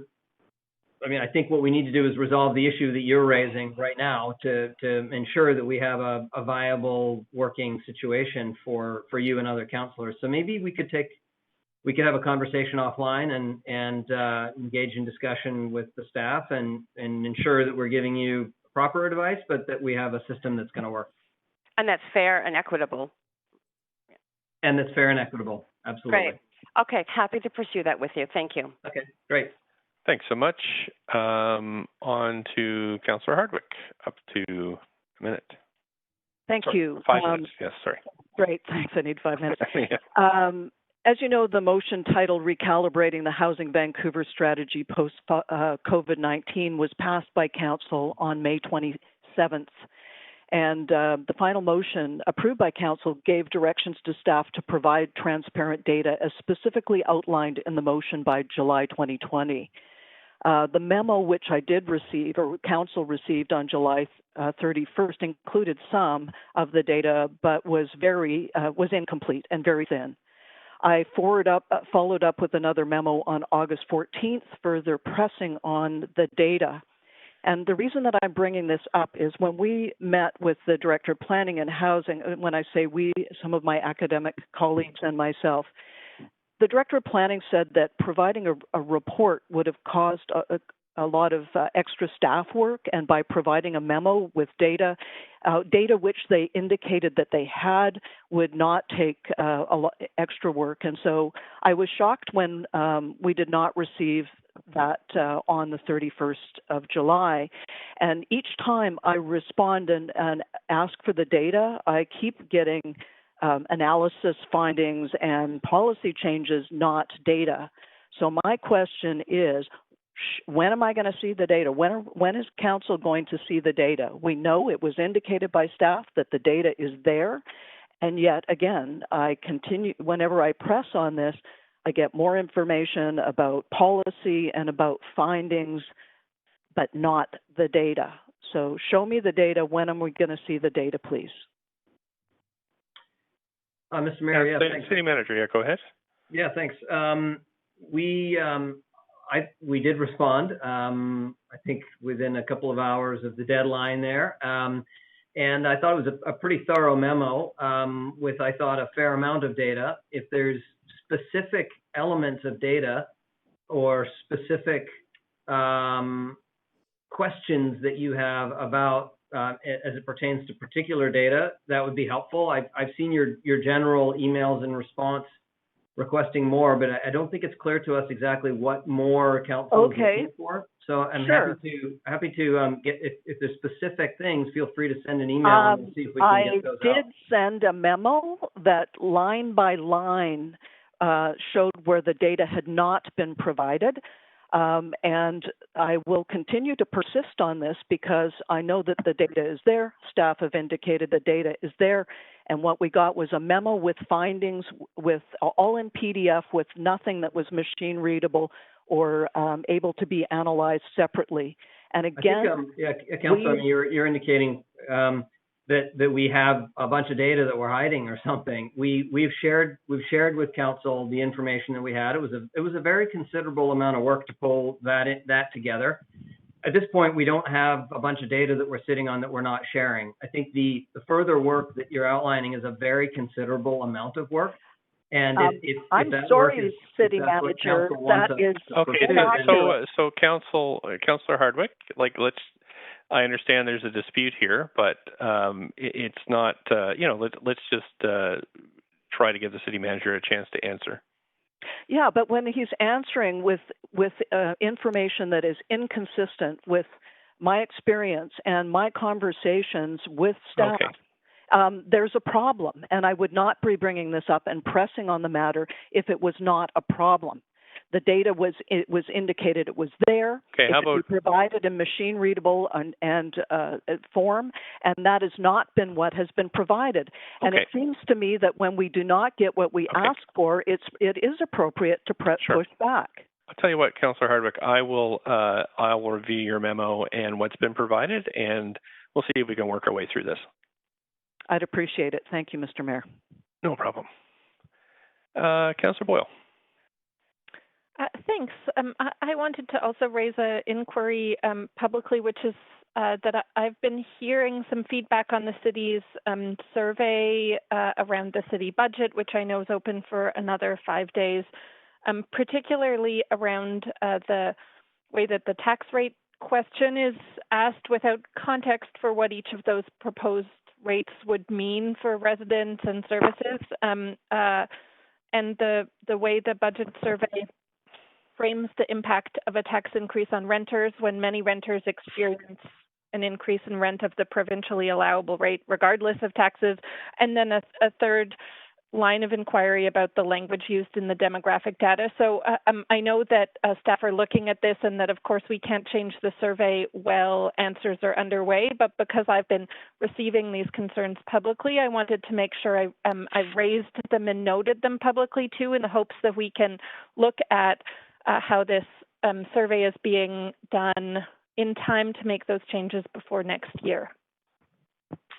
Okay, and so is this a question of staff, or you're just you're raising it for?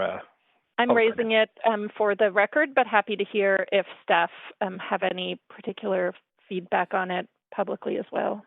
Yeah, thanks, Mr. Mayor. I can jump in. Okay, thanks for raising it. I did see the emails back and forth on this. And I think the folks that are reaching out to you are clearly raising some good points. And as you say, we've already got a survey out, so we can't adjust the survey kind of midway. But there will be other engagement this fall. And then, of course, we do other surveys regularly. So we'll definitely be looking at that input and seeing how we can integrate the comments that were raised into future surveys for sure, and future consultation. Great. Really appreciate it. Thank you. Yep, okay, thank you. Thanks. Councillor Dominato. I might be on mute, Councillor Dominato. There you go. Thanks, Mr. Mayor. Sorry about that. No problem. I have just one comment and then one inquiry. I'll start with the comment. We won't be meeting for the remainder of this month. And September 30th is Orange Shirt Day in Canada, and it recognizes the significant human rights atrocity of our residential school system in Canada. And I think if we've normally been having a council meeting, I think you, Mayor, would have raised this or others, and I think important for us to acknowledge that. And this started, particularly Orange Shirt Day, in trying to recognize the survivors and honor their healing journey. It began out of Williams Lake, where there was a residential school, and 2,800 children died in residential schools, and likely more than that. And I think upwards of 150,000 Indigenous children ended up in our residential school system.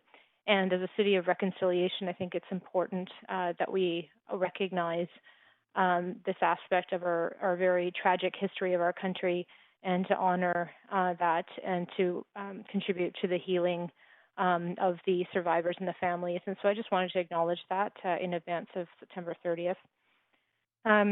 Secondly, I'd like to just ask an inquiry through you to the city manager. I don't need an update now, but if we could get an update with respect to a motion that was referred by council to staff about amending our operating budget policy and practice around in election years of giving space for new councils to have additional time to review budgets in the best interest of public transparency and accountability. There was no time frame for that in terms of that referral, so I'm just hoping we could get a report back at a later date as to when we might have some feedback around that. Thanks. Is that a question you'd like answered now, or? I don't need it answered now, but I'm just asking if we could have a report back at a later date. Yeah. Mr. Mayor, happy to check in on the status of that work. Okay, great. Thanks so much. Councillor Fry, you're the last speaker on the list. Yeah, thanks, Mayor. And I have a couple of inquiries. The first is regarding the recent provincial health order that came down last week that has forced restaurants and bars to close at 10 o'clock. And of course, this has created a lot of consternation for owners. We're expecting quite a significant number of layoffs, and in addition, a lot of businesses that will just have to close outright. So I'm wondering, through you to the city manager, has there been any conversation with the provincial health order? And I'm looking specifically at the August 21st directive that allowed police and local bylaw officers to enforce provincial health orders on gathering and events? And is there a role for our local government operations to help to enforce these laws so we can really support the good operators and punish the bad operators? Because I understand there's been a few bad operators of local business, food service and liquor service that have flouted the provincial health and actually had multiple violations against them. And I'm wondering what role the city can play to help support our local small business that are doing things right. City Manager? Thanks. Yeah, we have engaged with the province, as you've indicated, Councillor Fry, in advance of the end of August announcements on the utilization of bylaw officers as well as police officers for provincial health orders. And we have been working with them on that. Regarding the kind of how we can use enforcement to help the as you say, the businesses that are in good standing and are complying.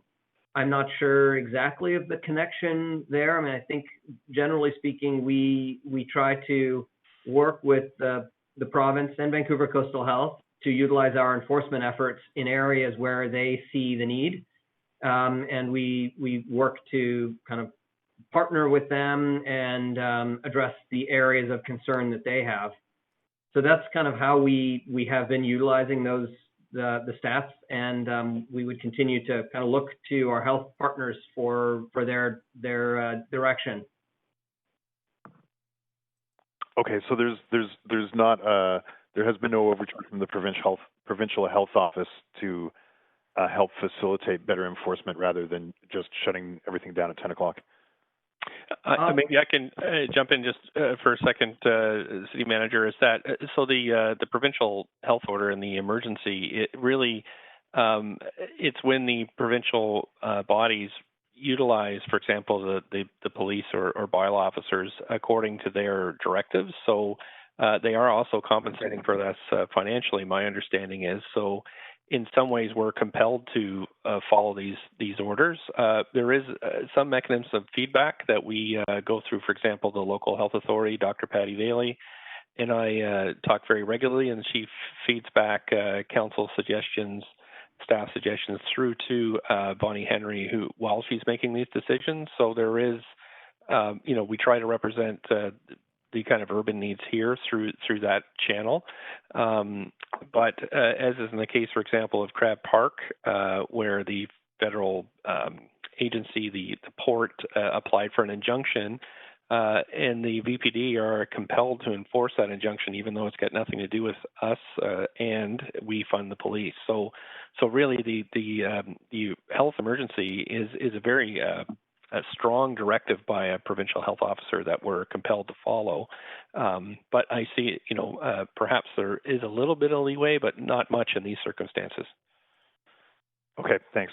With my remaining time, I just was hoping to get, on a different subject, get a bit of an update on the Burrard Inlet line twinning, what's happening with the at-grade separation for Prior Venables, as well as Parker and Union.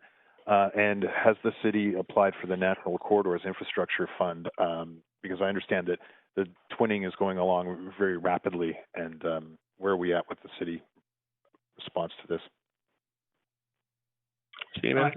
Yeah, Councillor, I'm happy to follow up with the staff and get you that information. I don't know off the top of my head exactly where we're. I know the applications that staff are working on those, but I'm not exactly sure where they're at in the system.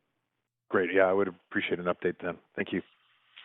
Thanks so much. And that's it for new business inquiries and other matters. So we just need a motion to adjourn, please. Motion to adjourn. I think I heard Councillor Carr, seconded by Councillor Fry. All in favor of adjourning, please say yay. Yay. Yay. Those opposed say nay. Great. Thanks very much, Council. I think that's a record. We are done this Council meeting before noon on Tuesday. So thanks very much. We have a lunch now for until 1 o'clock, where we'll go back in, we'll be in camera. Thanks very much. Point of information, Mr. Mayor? Sure, go ahead, Councillor Hardwick. does that mean that we are not reconvening at 3 o'clock? I believe so. Clerks, we can clarify that after the in-camera meeting, we're done for the day until we get to the public hearing at 6. Yes, Mayor Stewart, that is correct.